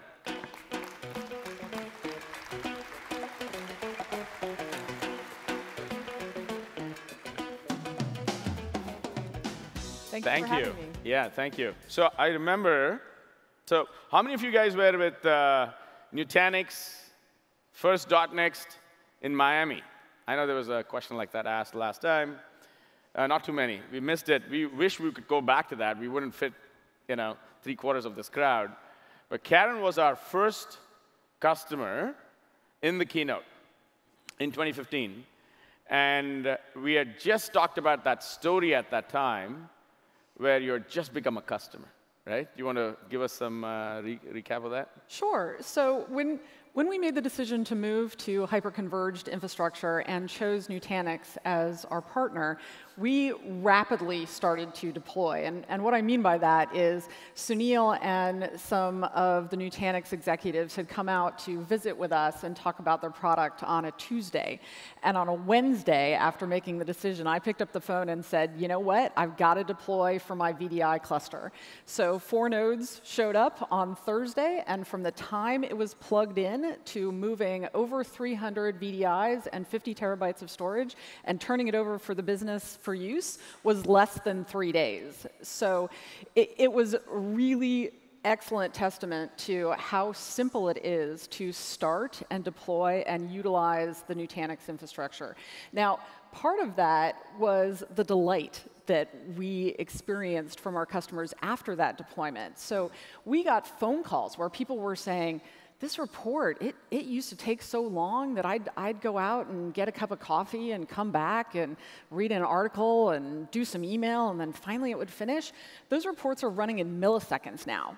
It's one click, it's very, very simple, and we've delighted our customers. Now, across that journey, we have gone from the simple workloads like VDIs to the much more complex workloads around Splunk and Hadoop. And what's really interesting about our Splunk deployment is we're handling over 1 billion events being logged every day. And the deployment is smaller than what we had with a 3-tiered infrastructure. So when you hear people talk about waste and getting that out and getting to an invisible environment where you're just able to run it, that's what we were able to achieve, both with everything that we're running, from our public-facing websites to the back office operations that we're using, which include Splunk, and even most recently, our Cloudera and Hadoop infrastructure, which is, what it does is it's got 30 crawlers that go out on the internet and start bringing data back. So it comes back with over 2 terabytes of data every day, and then that environment ingests that data, does work against it, and responds to the business. And that, again, is something that's smaller than what we had on traditional infrastructure, and it's faster and more stable. Got it. And it covers a lot of use cases as well. You want to speak a few words on that? So the use cases, I mean, we're 90% deployed, 95% deployed on Nutanix, and we're covering all of our use cases. So whether that's a customer-facing app or a back-office application. And what our business is doing is it's handling large portfolios of data for Fortune 500 companies and law firms. And these applications are all running with improved stability, reliability, and performance on the Nutanix infrastructure. And the plan going forward? Well, so the plan going forward, you actually asked me that in Miami, and it's go global. So when we started in Miami and that first deployment, we had 4 nodes. We now have 283 nodes around the world. And we started with about 50 terabytes of data. We've now got 3.8 petabytes of data. Wow. And we're deployed across 4 data centers and 6 remote offices. And people ask me often, what is the value that we achieved? And so simplification. It's all just easier, and it's all less expensive. Being able to scale with the business. So our Cloudera environment ended up with one day where it spiked to 1,000 times more load, 1,000 times. And it just responded. We had rally cries around improved productivity by 6 times. So 600% improved productivity. And we were able to actually achieve that. The numbers you just saw on the slide that was very, very fast was we calculated a 40% reduction in total cost of ownership. We've exceeded that. And when we talk about waste, that other number on the board there is when I save the company 1 hour of maintenance activity or unplanned downtime in a month, which we are now able to do the majority of our maintenance activities without disrupting any of our business solutions, I'm saving $750,000 each time I save that 1 hour. Wow. All right, Karen from CSE, thank you so much. That's great. That's great. Thank you. There's some, I mean, you know, some of these data points, frankly, as I started talking to Karen as well as some of the other customers, are pretty amazing in terms of the genuine value beyond financial value, kind of like the emotional sort of, you know, benefits that good products deliver to some of our customers, right? And I think that's one of the core things that we take back into engineering is to keep ourselves honest around either velocity or quality or even hiring people and so forth, is to actually, the more we touch customers' lives, the more we touch our partners' lives, the more it allows us to ensure that we can put ourselves in their shoes to kind of make sure that we're doing the right thing in terms of the product. So that was the first part, invisible infrastructure. And our goal, as we've always talked about, our true north, is to make sure that this single OS can be an exact replica, a truly modern, thoughtful, but original design that brings the power of public cloud, whether it's AWS or GCP-like architectures, into your mainstream enterprises, right? And so when we take that to the next level, which is about expanding the scope to go beyond invisible infrastructure to invisible data centers, it starts with a few things. Obviously, it starts with virtualization and level of intelligent management, extends to automation, and then, as we'll talk about, we have to embark on encompassing the network. And that's what we'll talk about with Flow. But to start this, let me again go back to one of our core products, which is the bedrock of our opinionated design inside this company, which is Prism and Acropolis. And Prism Pro, as I mentioned, comes with a ton of machine learning-based intelligence built into the product. In 5.6, we've done a ton of work. In fact, a lot of features are coming out now because now that PC, Prism Central, that you know, has been decoupled from our mainstream release train and will continue to release on its own cadence. And the same thing, when you actually flip it to AHV, on its own train, now AHV, 2 years ago, it was all about, can I use AHV for VDI? Can I use AHV for Robo? Now I'm pretty clear about where you cannot use AHV. If you need memory overcommit, stay with VMware or something, right? If you need Metro, stay with another technology. Else, it's game on, right? And if you really look at the adoption of AHV in the mainstream enterprise, the customers now speak for themselves. These are all examples of large global enterprises with multi-million-dollar ELAs in play that have now been swept over, right? And if you think about, I'll give you a simple example here, and there's lots of these that I'm sure many of you are in the audience that are in this camp. But when you look at the breakout sessions and the pods, you'll get a sense of this. But I'll give you one simple example. If you look at the online payment company, I'm pretty sure everybody has used this one time or the other. They had the world's largest private cloud on OpenStack, 21,000 nodes. And they were actually public about it 3-4 years ago. And in the last year and a half, they've put us through a rigorous POC, testing scale, hardening, and it's a full-blown AHV-only stack. And they've started cutting over. Obviously, they're not there yet completely, but they're now literally in hundreds of nodes of deployment of Nutanix with AHV as their primary operating system. So it is prime time from a deployment perspective. And with that as the base, though, no cloud is complete without actually having self-service provisioning that truly drives one-click automation, right? And can you do that in this consumer-grade design? And Calm was acquired, as you guys know, in 2016. We had a choice. We had a choice of taking Calm. It was reasonably feature complete. It supported multiple clouds. It supported ESX. It supported Brownfield. It supported AHV. I mean, they'd already done the integration with Nutanix even before the acquisition. And we had a choice. The choice was go down the path of dynamic ops or some of the products where you took it for revenue or for acceleration, you plopped it onto the ecosystem and sold it as this power-sucking alien on top of our stack, right? Or we took a step back, re-engineered the product, kept some of the core essence, like the workflow engine, which was good, the automation, the object model, and all, but refactored it to make it look like a natural extension of our operating system. And that's what we did with Calm. And we just launched it in December, and it's been one of our most popular new products now that's flying now off the shelves. If you saw the number of registrants, I got a notification of this for the breakout sessions. The #1 session that has been registered with over 500 people, the first 2 sessions are around Calm. And justifiably so, because it just, as it lives up to its promise, and it'll take its time to kind of get to all the bells and whistles, all the capabilities that have come through with AHV or Acropolis in the past. But the feature functionality, the product market fit associated with Calm is dead on from what the feedback that we can receive. And so Calm itself is on its own rapid cadence. We had AWS and AHV in the first release. 3-4 months later, we now added ESX support. We added GCP support and a whole bunch of other capabilities.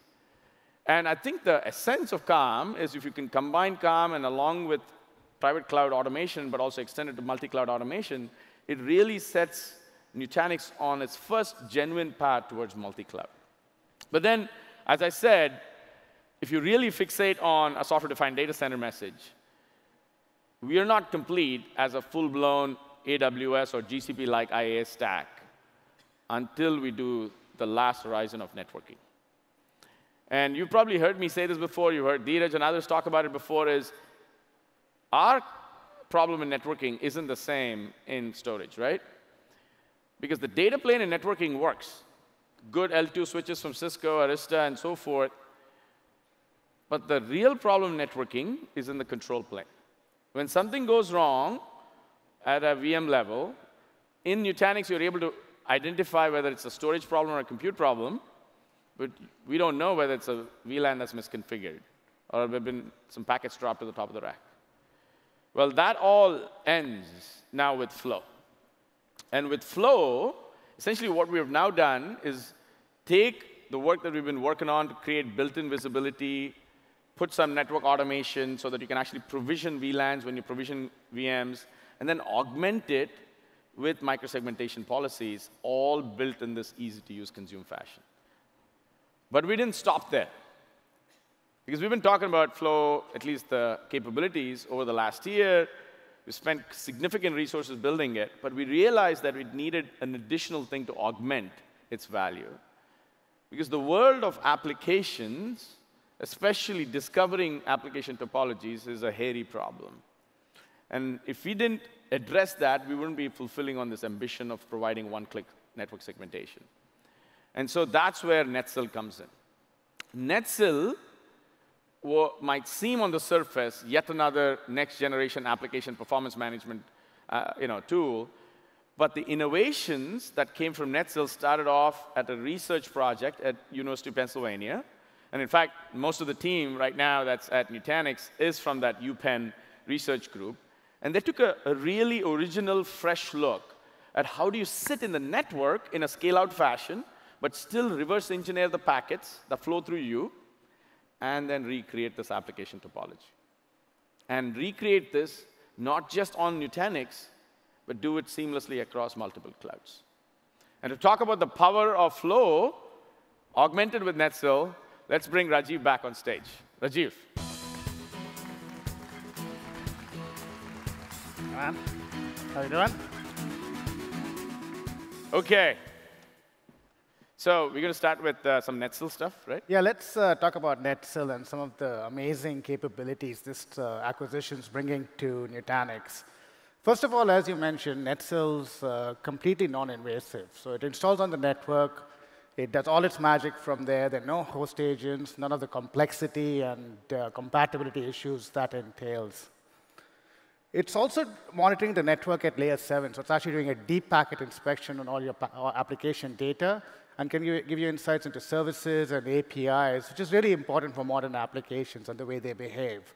To do all this, of course, performance is key. So Netsil is built around a completely distributed architecture, scales to really large workloads. Very exciting technology. We're going to use it in many different ways at Nutanix. And to give you a flavor of that, let me show you how we're thinking of integrating Flow and Netsil together, so microsegmentation and Netsil. So to do that, we install Netsil in one of our Google accounts, and that's what's up here right now. It went out there. It discovered all the VMs we are running on that account. It created a map, essentially, of all their interactions. And you can see it's kind of a Google Maps view. I can zoom into it. I can look at various things running. I can see lots of HTTP servers over here, some databases. And it also has stats, right? If you can go in, it actually opens. It does. Stats. We'll take a look at that for a second. There are some stats you can look at right over here, things like transactions per second and latencies and so on. But if I wanted to microsegment this application, it's not really clear how to do so. There's no real pattern over here. If you're taking the Google Maps analogy a little further, this kind of looks like the back streets of Cairo or something. So let's do this step by step. Let me first filter down to one application. Right now, I'm looking at about 3 or 4 different applications. And Netsil integrates with the metadata services that the clouds provide. So I can search on the tags that I have. So by doing that, I can zoom in on just the financial application. And when I do this, the view gets a little bit simpler, but it's still no real pattern. It's not clear how I would microsegment this, right? And this is where the power of Netsil comes in. This is a fairly naive view. This is what a tool operating at layer 4, just looking at ports and TCP traffic, would give you. But by doing deep packet inspection, Netsil can get into the services layer. So instead of grouping these interactions by host name, let's group them by service. So we go service tier. And now you can see this is a much simpler picture. Now I have some patterns. I have a couple of load balancers, an HA proxy, and an Nginx. I have a web application front end. I have some application servers running authentication services, search services, et cetera, a database, and a database replica. I could go ahead and microsegment at this point. It's quite possible to do it at this point. But this is almost too granular a view. We actually don't usually want to microsegment at individual service level. We think more in terms of application tiers, the tiers that different services belong to. So let me go ahead and group this differently. Let me group this by app tier. And when I do that, a really simple picture emerges. I have a load balancing tier talking to a web application front-end tier, an API tier, and a database tier. 4 tiers in my application. And this is something I can work with. This is something that I can microsegment fairly easily. So let's switch over to... Before we do that, though, I see, do you guys notice how he gave himself this pseudonym called Dom Toretto? Focus on focus. Yeah. For those guys, that's not the Avengers theme, man. That's the Fast and Furious theme. I think a year ahead. So you'll get to that later? This is next year's theme. Got it. Okay. So before we cut over from Netsil to Flow, do we want to talk a few words about the power of Flow and what's available in 5.6? Sure. So Flow's been around since the 5.6 release. It's actually some of the functionality came in before that. So it's got invisibility into the network, helps you debug problems with VLANs and so on. We had a lot of orchestration with other third-party vendors, with load balancers, with switches to make provisioning much simpler. And then, of course, with our most recent release, we GA'd our microsegmentation capabilities. And that, of course, is the most important feature we have in Flow right now. And if we look at how a Flow policy is set up, it looks very similar to what we just saw with Netsil, right? So we have load balancer talking to web app, API, database. It's almost identical to what we saw just a moment ago. So while this policy was created manually, it is something that we can automate, and it is something that we will do in future releases. Right now, it's, of course, not been integrated at that level yet, so this was created manually. So one thing you'll notice over here is that the database tier doesn't get any direct traffic from the internet. All internet traffic goes to the load balancer. Only specific services can talk to the database. So this policy right now is in monitoring mode. It's not actually being enforced. So let's see what happens if I try to attack the database. Let's try to hack against the database. And I have my trusty brute force password script over here. It's trying the most common passwords against the database. And if I happen to choose a dictionary word or left the default passwords on, eventually it will log into the database. And when I go back over here, in flow, what happens is it actually detects that's now an ungoverned flow, a flow that's outside of policy that's shown up, and it shows this in yellow. So right alongside the policy, I can visualize all the non-compliant flows. This makes it really easy for me now to make decisions. This flow, should it be part of the policy? Should it not? In this particular case, obviously, it should not be part of the policy. So let me just switch from monitoring mode to enforcement mode. I'll apply the policy, give it a second to propagate. The flow goes away. And if I go back to my script, you can see now the socket's timing out. I can no longer connect to the database. Got it. So that's like one-click segmentation in play right now. Absolutely. It's really, really simple. You can compare it to other products in the space. You can't get simpler than this. Got it. Why don't we go back and talk a little bit more about, so that's Flow, that's shipping down 5.6. Obviously, it'll come integrated with NetSil functionality as well as a variety of other enhancements in the next few releases. But NetSil does more than just simple topology discovery, right? Absolutely. So NetSil is actually gathering a lot of metrics from your network, from your host. All this goes through a data pipeline. It gets processed over there, and then gets captured in a time series database. And then we can slice and dice that in various different ways. It can be used for all kinds of insights. So let's see how our application is behaving. So let me say I want to go into the API layer over here. And I instantly get a variety of metrics on how the application is behaving. I get the most requested endpoints. I get the average latency. It looks reasonably good. I get the average latency of the slowest endpoints. If I was having a performance problem, I would know exactly where to go focus on. Right now, things look pretty good, so we won't focus on that. But scrolling back up, I noticed that we have a fairly high error rate happening. We have like 11.35% of our HTTP requests are generating errors, and that deserves some attention. And if I scroll down again and I see the top 5 status codes I'm getting, almost 10% of my requests are generating 500 errors, HTTP 500 errors, which are internal server errors. So there's something going on that's wrong with this application. So let's dig a little bit deeper into that. Let me go into my analytics workbench over here. And what I've plotted over here is how my HTTP requests are behaving over time. Let me filter down to just the 500 ones. That will make it easier. And I want the 500s. And I'll also group this by the service tier so that I can see which services are causing the problem. And the better view for this will be a bar graph. Yes. So once I do this, you can see that all the errors, all the 500 errors that we're seeing, have been caused by the authentication service. So something's obviously wrong with that part of my application. I can go look at whether Active Directory is misbehaving, and so on. So very quickly, from a broad problem that I was getting a high HTTP error rate, in fact, usually you would discover this as customers complaining about a lot of errors happening in your application. You can quickly narrow down to exactly what the cause was. Got it. This is what we mean by hyperconvergence of the network, which is if you can truly isolate network-related problems and associate them with the rest of the hyperconverged infrastructure, then we've essentially started making real progress towards the next level of hyperconvergence, right? Anyway, thanks a lot, man. Great job. Thanks, man. Right. Around. So to talk about this evolution from invisible infrastructure to invisible data centers is another customer of ours that has embarked on this journey. And it's just not just using Nutanix, but a variety of other tools to actually fulfill sort of like the ambition of a full-blown cloud stack within a financial organization. And to talk more about that, let me call Vijay on stage. Come on up, Vijay.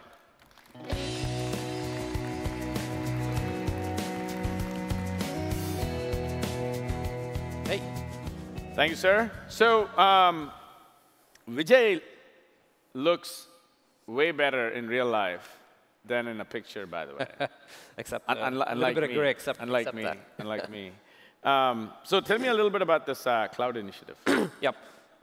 So we've won the Best Cloud Initiative twice now, hosted by Incisive Media on Waters Magazine. It's basically they host a bunch of financial, various buy side, sell side, and you can submit projects that you've in various categories. So we've won the best cloud twice now, 2015 and 2017. The 2017 award was when, as part of our private cloud journey, we were laying the foundation for our private cloud, which is 100% based on converged, hyper-converged infrastructure. So that was that award. And then 2017, we've kind of built on that foundation and built more developer-centric next-gen app services like PaaS, CaaS, SDN, SDS, CI/CD, et cetera. So we've built a lot of those services on, and the second award was really related to that. Got it. And a lot of this was obviously based on an infrastructure strategy with some guiding principles that you guys had about 3-4 years ago, if I remember. Yep. Yeah, this is a great slide. I use it very often. At the core of our infrastructure strategy is how do we run IT as a business. And I talk about this with my teams. They were very familiar with this. That's the mindset that I instill within the teams. The mission, the challenge is the same, which is how do we scale infrastructure while reducing total cost of ownership, improving time to market, improving client experience, and while we're doing that, not lose sight of reliability, stability, and security. That's the mission. Those are some of our guiding principles. Whenever we take on some large technology investments, we take them through those lenses. Obviously, Nutanix went through those lenses when we invested in you guys many, many years ago, and you guys checked all the boxes. And initiatives change year on year. The mission remains the same. And more recently, last few years, we've been focused on converged platforms, converged teams. We've actually reorganized our teams and aligned them closer to the platforms. Got it. Moving closer to more of a SRE-like concept. Got it. And then you've built out a full stack now, right? Across compute storage, networking, all the way with various use cases in play. Yeah, and we're aggressively moving toward PaaS, CaaS as our method of either developing brand new cloud-native applications or even containerizing existing applications. So the stack, obviously built on Nutanix, SDS for software-defined storage, compute and networking. We've got SDN turned on. We've got, again, PaaS and CaaS built on this platform. And then finally, we've hooked on our CI/CD tooling onto this. Got it. And again, the big picture vision was always frictionless infrastructure, which we're very close to now. 100% of our code deployments into this environment are automated. Got it, got it. And so what's the net in terms of, obviously, the business takeaway here? Yeah, so at Northern, we don't do tech for tech. It has to be some business benefits, client benefits. There has to be some outcomes that we measure ourselves against. And these are some great metrics or great ways to look at if our investments are, we're getting the outcomes from the investments we're making. So, for example, infrastructure scale while reducing total cost of ownership. We're very focused on total cost of ownership. We, for example, there was a build team that was very focused on building servers, deploying applications. That team's gone down from, I think, 40, 45 people to about 15 people. Got it. As one example, one metric. Another metric for reducing time to market or reducing TCO is we've been able to absorb additional capacity without increasing operating expenses. So you're actually building capacity and scale within your operating model. So that's another example. Another example right here you see on the screen, faster time to market. We've got various types of applications at any given point that we're deploying. There's a next-gen cloud native, which go directly on PaaS, but then majority of the applications still need the traditional IaaS components. The time to market to deploy a complex multi-environment, multi-data center application, we've taken that down by 60%. So we can deliver servers same day, but we can deliver entire environments. Added to backup, added to DNS, and fully compliant within a couple of weeks, which is something we measure very closely. Great job, man. I mean, that's compelling, I think, results. And in the journey, obviously, you got promoted a few times. Yeah. All right. Congratulations again. Thank you. Thanks a lot, Vijay. Yeah.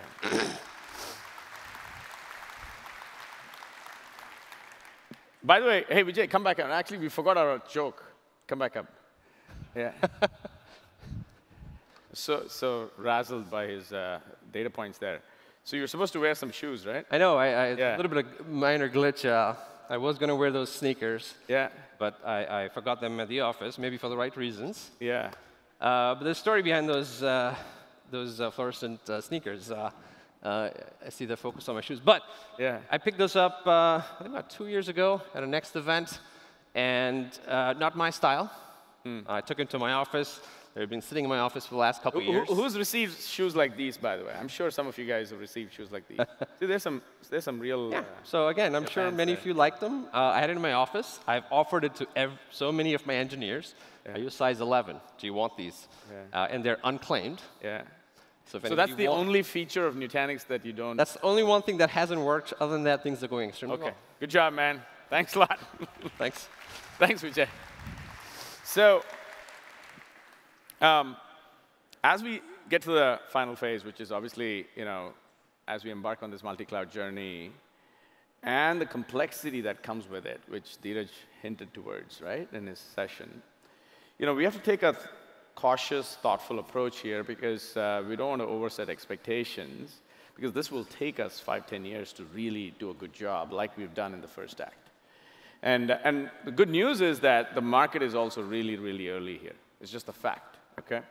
And so we've taken a tiered approach to it, as we'll start the discussion with multi-cloud operations.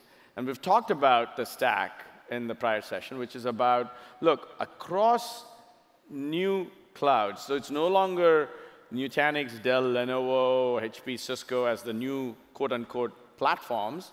It's Nutanix, Xi, GCP, AWS, Azure as the new platforms. That's how we're designing the fabric going forward. And on top of that, you obviously have the hybrid OS, both on the data plane side and the control plane side.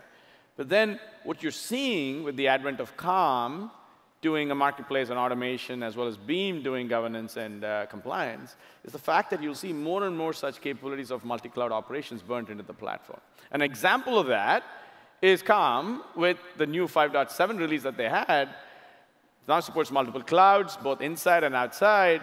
But the fundamental premise of Calm in the multi-cloud use case is to enable you to choose the right cloud for the right workload. That's the automation part. On the governance part, and this we kind of went through in the last half an hour, and Dheeraj and Vijay on stage, is something that's even more, if I could call it, first order. Because you get to provisioning and operations second. The first order is to say, look, whatever my developers have consumed of public cloud, I just need to first get an arm around to make sure that, what am I spending? Am I secure? And then when I get comfortable, then I'm able to actually expand on it. And that's the power of Beam. And both Beam and Calm will be the yin and yang for us in our multi-cloud portfolio. And we will have new products to complement that down the road, right? But along the way, that's the whole private cloud, public cloud. They're the two ends of the barbell. And over time, and we've been working on Xi for a while, is this conviction that we've built, talking to many customers, that there needs to be another type of cloud. And this type of a cloud has to feel like a public cloud. It has to be architected like a public cloud, be consumed like a public cloud, but it needs to be an extension of my data center. It should not require any changes to my tooling. It should not require any changes to my operational infrastructure. And it should not require lift and shift. And that's a super hard problem. And this problem is something that a chunk of our R&D team has been burning the midnight wick on for the last year and a half. And because, look, this is not about taking our current OS, which does a good job of scaling, and plopping it into an Equinix or a third-party data center and calling it a hybrid cloud. This is about rebuilding things in the OS so that we can deliver a true hybrid cloud, but at the same time, give those functionality back on-premise so that even if you don't have a hybrid cloud, if you just have your own data centers, we'll still need new services like DR, right? And if you think about it, what are we doing? We're building a full-blown multi-tenant virtual network designed in a modern way. Think about this as SDN 2.0, because we have 10 years worth of looking backwards on how GCP has done it or how Amazon has done it, and now sort of embodying some of that so that we can actually give it as part of this cloud, but do it in a way that's a seamless extension of the data center. and then at the same time, provide new services that have never been delivered before. Everybody obviously does failover and failback in DR. It just takes months to do it. Our goal is to do it in hours or minutes. But even things such as test. Imagine doing a DR test on demand for your business needs in the middle of a day. And that's the real bar that we have set for Xi that we're working towards an early access later this summer with a GA later in the year. And to talk more about this, let me invite some of our core architects working on it, Melina and Rajiv.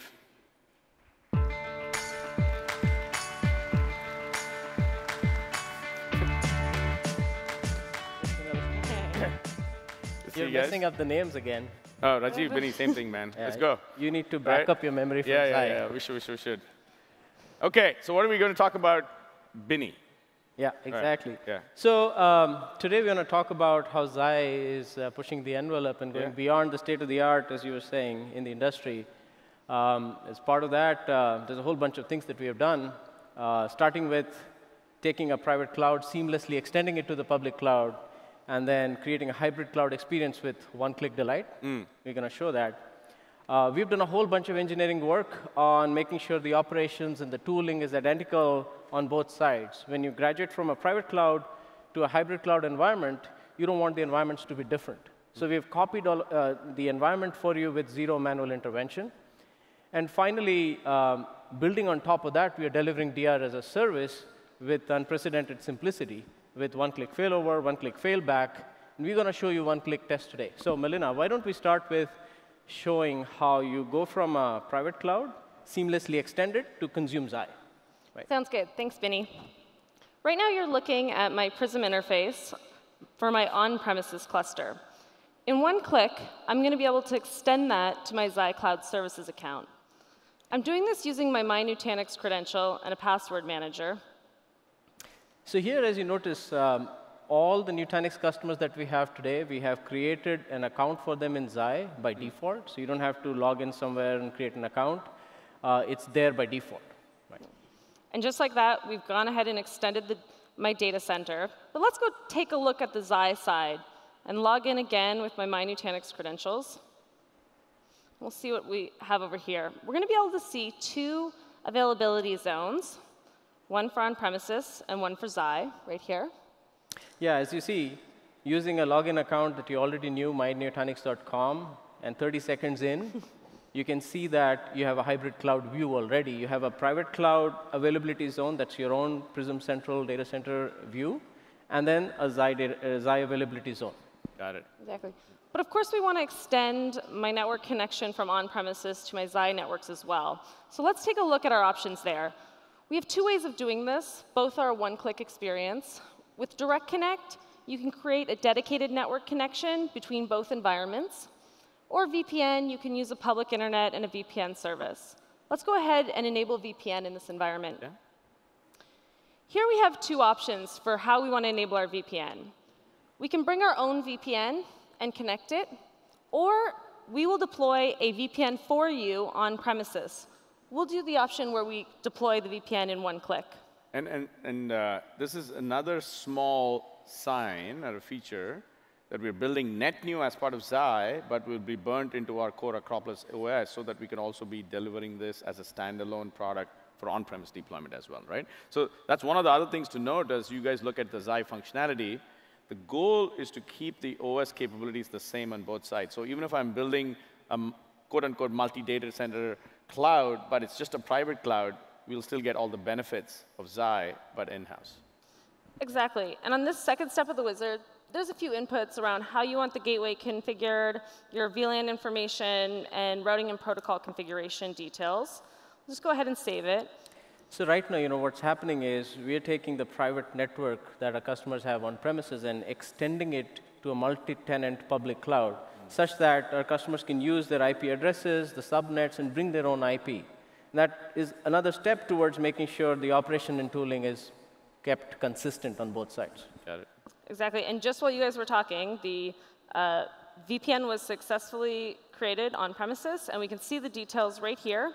You can track details like the status of the connection, the gateway, as well as bandwidth information right in the same UI. And networking is just tip of the iceberg of what we've had to work on to make sure that you get a consistent experience on both sides. Sure. So, Melina, why don't we show some of the other things we have done?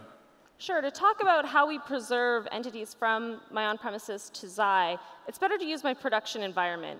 And first thing you might notice is the login screen's a little bit different. But that's because I'm logging in using my ADFS credentials. The first thing we preserved was our users. In production, I'm running AD, obviously on-prem, and now we can log in here with the same set of credentials. Just push this. And this is the Active Directory credential that our customers would have. They use it on premises. And we allow the setting to be set on the Xi Cloud services as well. So it's the same set of users that can access both sides. Got it. There's always going to be some networking problem on stage. Yeah. It's meant to happen. Yeah. There you go. Just launching it again here. I think it may be timed out.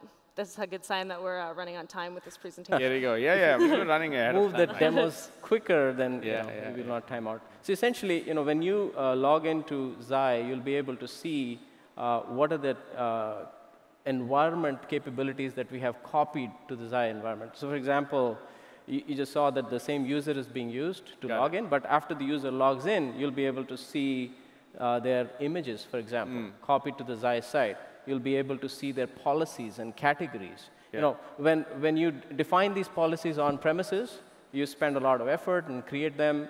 And now when you're extending to the public cloud, you don't want to do it again, right? Got it. So we've done a whole lot of syncing mechanisms, making sure that the two sides are consistent. Got it. And on top of these policies, the next step is to also show capabilities to actually do failover and failback, but also do integrated testing, right? As part of this capability. So one is just the basic job of making the environments consistent on two sides. But then it's also now talking about the data part. And that's what DR is about. So if you have a workload running on premises, we can take the data and replicate it using your policies that we've already synced. Once the data is available on the Xi side, at that point you have to define a runbook. And the runbook, essentially, it's a recovery plan. Got it. And that says, OK, I already have the backups of my VMs. In case of disaster, I can take my recovery plan and hit either failover or maybe a test, right? And then my application comes up. First of all, you'll talk about a boot order for your VMs to come up. You'll talk about networking mapping. Like when I'm running on-prem, using a particular subnet, you have an option of using the same subnet on the Xi side. Or you could, what happened? It's finally working? Yeah. Vinny, you can stop talking. All right. Okay. So by the way, this is logging in to a live Xi data center.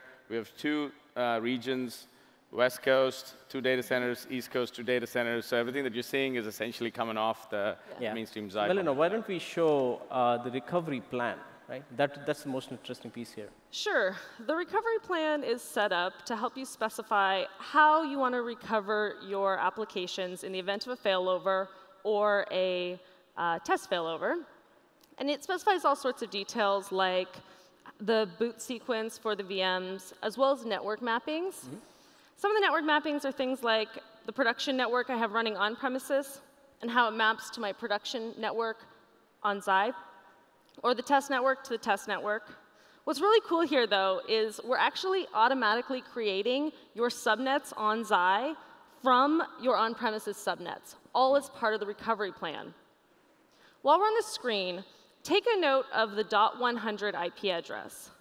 That's a floating IP address that I have set up to ensure that I'm going to be able to access my 3-tier web app that I have protected with this plan after a failover. So I'll be able to access it from the public internet, really easily ping it from my phone or check that it's all running. Right. So given how we make the environment consistent on both sides, now we are able to create a very simple DR experience, right? Including failover and one-click failback. But we're going to show you test now. So Melina, let's talk about test, because that's one of the most common operations you would do. Like some of our customers do it every month. But usually it's very hard. So let's see how the experience looks like and what we built. Sure. Test and failover are both one-click experiences, as you know and come to expect from Nutanix. You can see it's failing over from my primary location to my recovery location.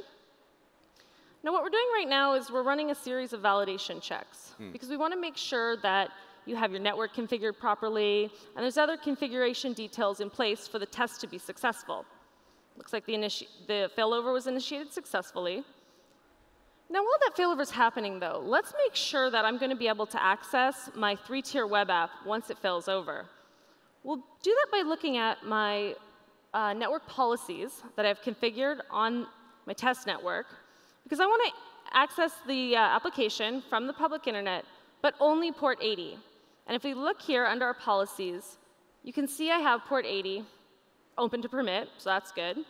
If I needed to create a new one, I could in one click. But it looks like we're good to go. Let's go back and check the status of my recovery plan. We click in, and what's really cool here is you can actually see the individual tasks as they're being completed, from that initial validation test to individual VMs being powered on as part of the recovery plan. And to give you guys an idea behind the scenes, the entire recovery plan is actually a set of workflows that are built on Calm's automation engine. So this is an example of where we are taking some of the power of workflow and automation that Calm has come to be really strong at and burning that into how we actually operationalize many of these workflows for Xi. And so, great. While you're explaining that, my 3-tier web app has restarted here on Xi, right in front of you. And you can see here there's a floating IP that I mentioned earlier, that .100 IP address. But let's go ahead and launch the console and make sure the application started up correctly. Yeah, so that .100 IP address is a floating IP. That's a publicly visible IP. So it's listed here, 206.80.146.100. And that's essentially anybody in the audience here can go use your laptop or your cell phone and hit that and start to vote. Yeah, so this is, by the way, just to give you guys an idea, while you guys maybe use the IP to kind of hit it, is a real set of VMs that we've just failed over from Nutanix's corporate data center into our West region, right? Yeah, and this is running live on the Xi cloud.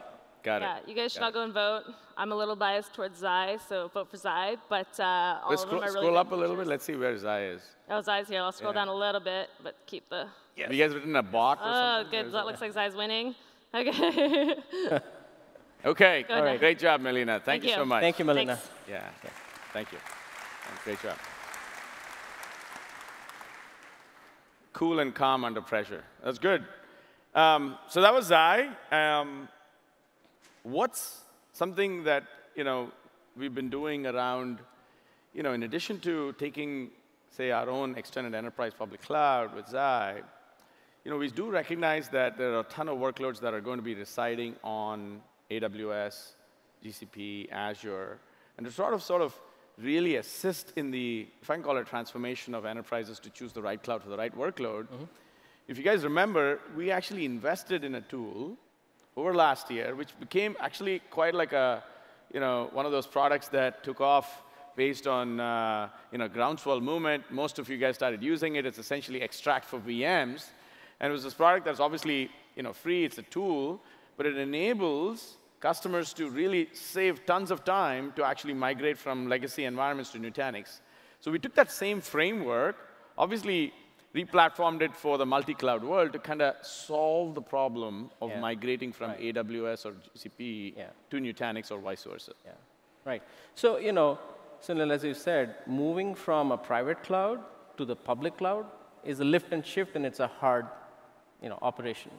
But moving back is not only expensive, it's a very hard problem, right? None of the cloud vendors provide change block tracking capability, right? And what that means is when you have to move back from the cloud, you have an extended period of downtime because there's no way of figuring out what's changing while you're moving. So you have to keep it down. So what we've done with our app mobility product is we've made sure that, one, it's extremely simple to move back. Two, that the downtime that you'll have is as small as possible. So let me show you what we've done. Got it. So here is our app mobility capability. As you can see, on the left-hand side, we have a source environment and target environment. So I'm calling my AWS environment Asgard. And I can add more environments. It's very simple. I can select AWS and then put in my credentials for AWS. It essentially goes and discovers all the VMs that are running and all the regions that are running. Target environment, this is my Nutanix environment. I call it Earth. And I can add target environment similarly, IP address and credentials, and we do the rest. Right? OK. Now, migration plans, I have Bifrost 1 is my migration plan. And this is how migration works. First, you create a plan, and then say, start seeding. And what it does is takes a snapshot of what's running in the cloud and starts migrating it to on-prem. Once it is in on-prem and the difference between the two sides is minimal, it says, I'm ready to cut over. Right? At that time, you move it. But let me show you how you create a new migration plan. Right? So let me name it Bifrost 2. All right? OK, so what I have to do is select a region, so US West 1, and target Earth is my cluster. This is my storage container there.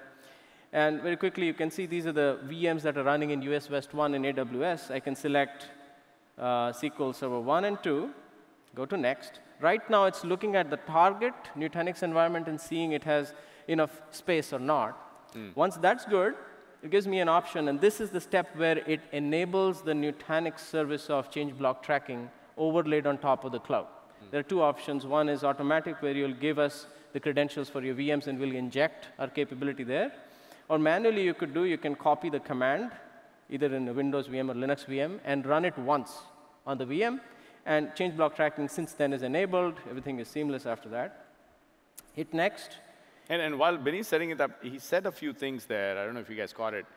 One of the hardest problems in enabling seamless migration from public cloud to on-prem, which makes it harder than the other way around, is the fact that public cloud doesn't have things like change block tracking. You can't get Delta copies. Yeah. So one of the core innovations being built in this app mobility product is to provide that overlay capability across multiple clouds. Yeah, and the last step here was to select the target network where the VMs will come up on the Nutanix environment. And this is a summary of the migration plan. You can start it or just save it. I'm saving it because it takes time to do the seeding. I have the other plan, which I'll actually show the cutover with. OK, so now this is Bifrost 1. It's ready to cut over. We started it 4 hours ago. And here you can see there's a SQL Server 003. OK?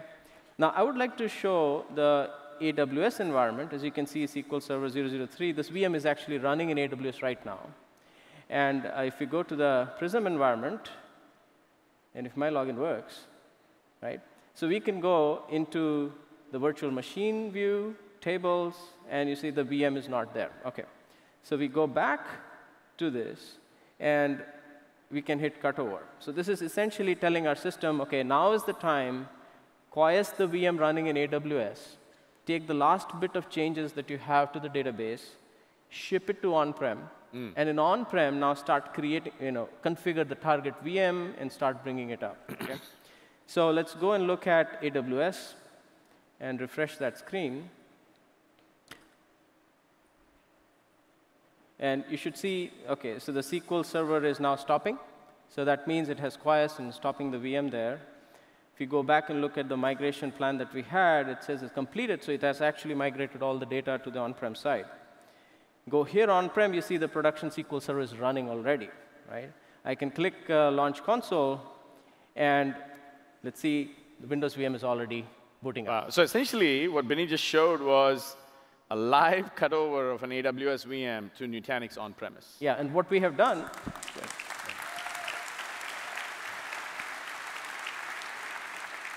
So essentially, this is about making two things possible, making it simple to migrate from cloud to on-prem, and making it painless so the downtime that you have is very minimal. Got it. Great job, Benny. Thanks a lot. All right, man. I won't forget your name again. OK. All right. So last step. So to really talk about this, one of our favorite partners and customers has been in the cloud environment for a long time. And Jason, who's the CTO for Sixtera, and he'll introduce who Sixtera is. Most of you guys are probably either using their assets or not without knowing their new name. But It's someone that was in the cloud before it was called cloud, as one of the original founders and technologists behind Terramark, and then later as one of the chief architects of VMware's cloud. And then they started this new company about a year or so ago, which I'll let Jason talk about. This journey that he's going to talk about is how a partner/customer is working with us to deliver net new transformations around the traditional industry of colo. Okay, to talk more about it, Jason, why don't you come up on stage, man?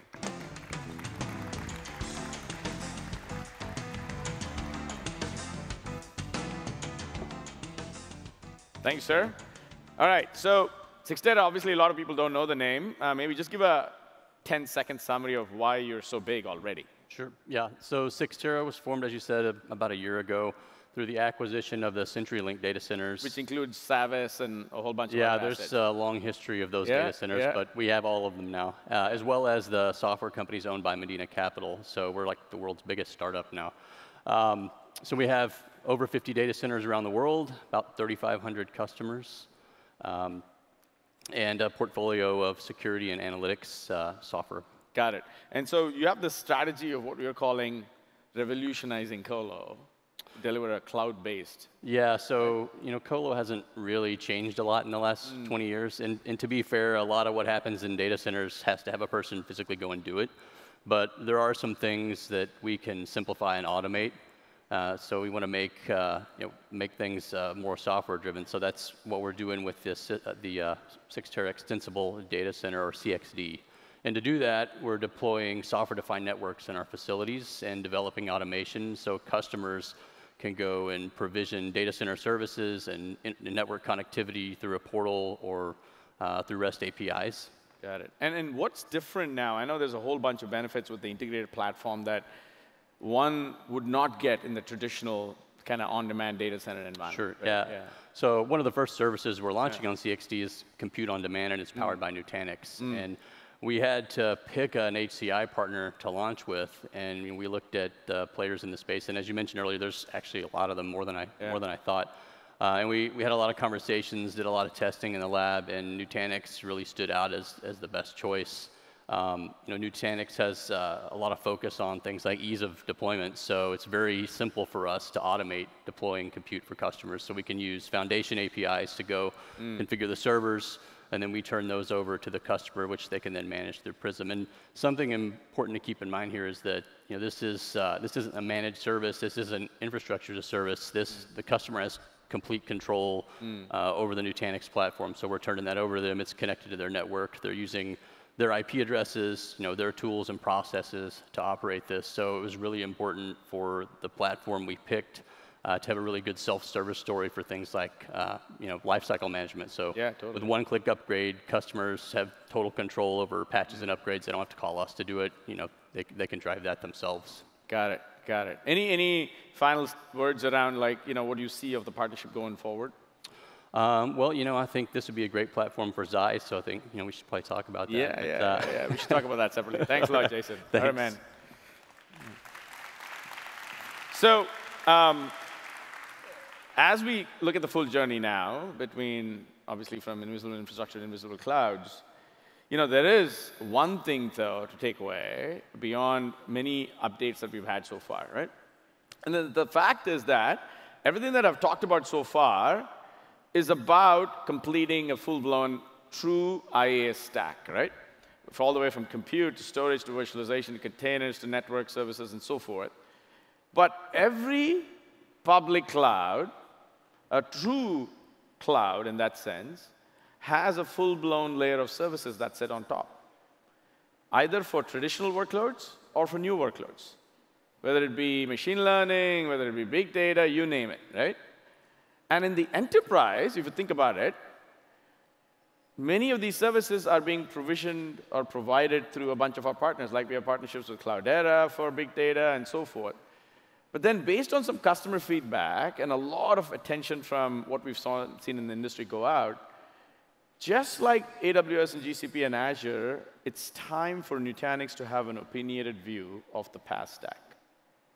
It's time for us to kind of move up the stack with our own offering that obviously adds value, but provides some of our core competencies in data and takes it to the next level.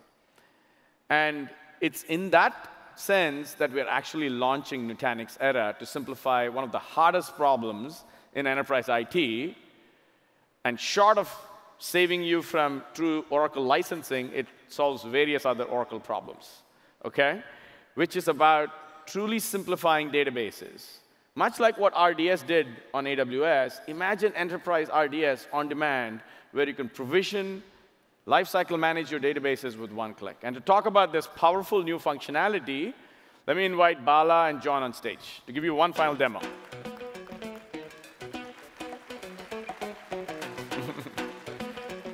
Good to see you guys. Yep. Thank you. All right, so we got lots of folks here. They're all anxious to get to the next level, so this demo really rock it. Yep. Okay.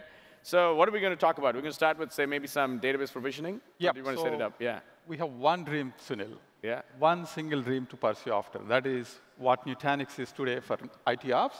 We want to recreate that magic for DB ops and get back those weekends and freedom to DBAs. Got it. Let's start with what? Provisioning? Yep. John? Yeah, we're going to get into provisioning. So provisioning databases inside the enterprise is a significant undertaking. It usually involves a myriad of resources and can take days. It doesn't get any easier after that for the long-term maintenance with things like upgrades and environment refreshes and so on. Bala and team have been working on this challenge for quite a while now. So we've architected Nutanix Era to cater to these enterprise use cases and make it one click, like you said. And Bala and I are so excited to finally show this to the world. We think that's actually one of Nutanix's best-kept secrets. Got it. All right, man, let's take a look at it. So we're going to be provisioning a sales database today. It's a 4-step workflow. The first part is choosing our database engine. And since it's our sales database, we want it to be highly available. So we'll do a 2-node rack configuration. From there, it asks us where we want to land this service. We can either land it on an existing service that's already been provisioned, or if we're starting that new, or for whatever reason, we can create a new service for it. The key thing here is we're not asking anybody how to do the work. We're asking what work you want done. And the other key thing here is we've architected this concept called profiles. So you tell us how much resources you need, as well as what network type you want and what software revision you want. This is actually controlled by the DBAs, so DBAs and compute administrators and network administrators, so they can set their standards without having to deviate. So if we go okay, let's take a look. To the next piece here, it's going to personalize our database. The key thing here, again, is that we're not asking you how many data files you want or anything in that regard. So we're going to be provisioning this to Nutanix's best practices. And the key thing there is just like these PaaS services, you don't have to read dozens of pages of best practice guides. It just does what's best for the platform. Got it. Got it. Okay. And so these are a multitude of provisioning steps that normally one would take, I guess, hours, if not days, to provision an Oracle RAC data. Yeah, across multiple teams, too. So if you think about the life cycle, especially if you have onshore and offshore resources, I mean, this it might even be longer than days. Got it. Yeah. Got it. Got it. And then there are a few steps here that and will lead into potentially the time machine construct, too. Yep. Yeah. So since this is a critical database, we want data protection. So we're going to be delivering that through a feature called time machines. We'll leave this at the defaults for now, but the key thing to note here is we've got SLAs that deliver both continuous data protection as well as telescoping checkpoints for historical recovery. Got it. So that's provisioning. We've kicked off a Oracle, what, 2-node database and so forth? Yeah, 2-node database. So we've got a handful of tasks that this is going to automate. We'll check back in a few minutes. Got it. Why don't we talk about the other aspects then, Bala, right? Maybe around one of the things that, and I know many of you guys have seen this, is the fact that if you look at databases, especially Oracle, but in general, even SQL and so forth, is the fact that, look, if you really simplified it to a developer, it should be as simple as I copy my production database and I paste it to create my own dev instance. And whenever I need it, I need to obviously do it the opposite way, right? So that was the goal that we set ahead for us to actually deliver this new PaaS service around Era for our customers. Yep. Okay, so you want to talk a little bit more about it? Sure, Sunil. If you look at most of the data management functionality, they are pretty much like flavors of copy-paste operations on database entities. But the trouble is, the seemingly simple, innocuous operations of our daily lives becomes the most dreaded, complex, long-running, error-prone operations in data center. So we actually plan to tame this complexity and bring consumer-grade simplicity to these operations, also make these clones extremely efficient without compromising the quality of service, right? Got it. And the best part is the customers can enjoy these services not only for databases running on Nutanix, but also for databases running on third-party systems. Got it. So let's take a look at this functionality of, I guess, snapshotting, clone, and recovery, right? That we've now built into the product. Right. So now, if you see the core feature of this whole product is called something we call as time machine. Time machine lets the database administrators actually capture the database state to the granularity of seconds, and also lets them create clones, refresh them to any point in time, and also recover the databases if the databases are running on the same Nutanix platform. Got it. Let's take a look at a demo with the time machine. So here is our customer relationship database management database, which is about 2.3 terabytes. If you see, the time machine has been active about 4 months, and SLA has been set for continuous recovery region of 30 days, and then slowly tapers off 30 days of daily backup and weekly backups, and so on and so forth. On the right-hand side, you will see different colors, right? The green color is pretty much your continuous recovery region, what we call them. That lets you to go back to any point in time to the granularity of second within those 30 days. And then the discrete recovery region lets you go back to any snapshot of the backup that is maintained there, kind of stuff. Got it. In a way, you see, this time machine is pretty much like your modern-day car with self-driving ability, right? All you need to do is set the goals, and the time machine will do whatever it is needed to reach up to the goal, kind of stuff. So why don't we quickly do a snapshot and a... Yeah, at some of these times, like you need to create a snapshot for ad hoc backup purposes. Time machine has manual controls. All you need to do is give it a snapshot name. And then you have the ability to actually persist this snapshot data into a third-party or object store so that your durability and other global data access requirements are met, kind of stuff. So we kick off a snapshot operation. Let's look at what it is doing. If you see what is snapshot operation that it is going through, there is a first step called quiescing the databases. Basically, we are using application-centric APIs. Here, it's actually RMAN of Oracle. We are using the RMAN of Oracle to quiesce the database and performing application-consistent storage snapshots with Nutanix technology. Basically, we are fusing application-centric and then Nutanix platform and unquiescing it. Just for a data point, if you have to use traditional technology and create a backup for this kind of size, it takes about 4 to 6 hours. Whereas on Nutanix, it's going to be a matter of seconds. OK. Yeah? So it almost looks like snapshot is done. You can use it. This is full synthetic backup. You can pretty much use it for database restores kind of stuff. Maybe we'll do a clone demo now and see how it goes. Yeah, let's go check it out. So for clone, again, to the simplicity of command C, command V, all you need to do is pick the time of your choice, maybe around 3 o'clock in the morning today. Yeah, let's go. Probably. 3:02. Yeah, good time. 3:02? Yeah, OK. why not? You select the time, and all you need to do is click on the clone. And most of the inputs that are needed for the clone process will be defaulted intelligently by us, right? And you have to make 2 choices. That is, whether you want this clone to be created with a brand new VM, database server, or you want to place that in your existing server. So we'll go with a brand new server, and then all you need to do is just give the passwords for your new clone database. And this is an example and then clone it kind of stuff. Personalizing the database so that the developer can do that.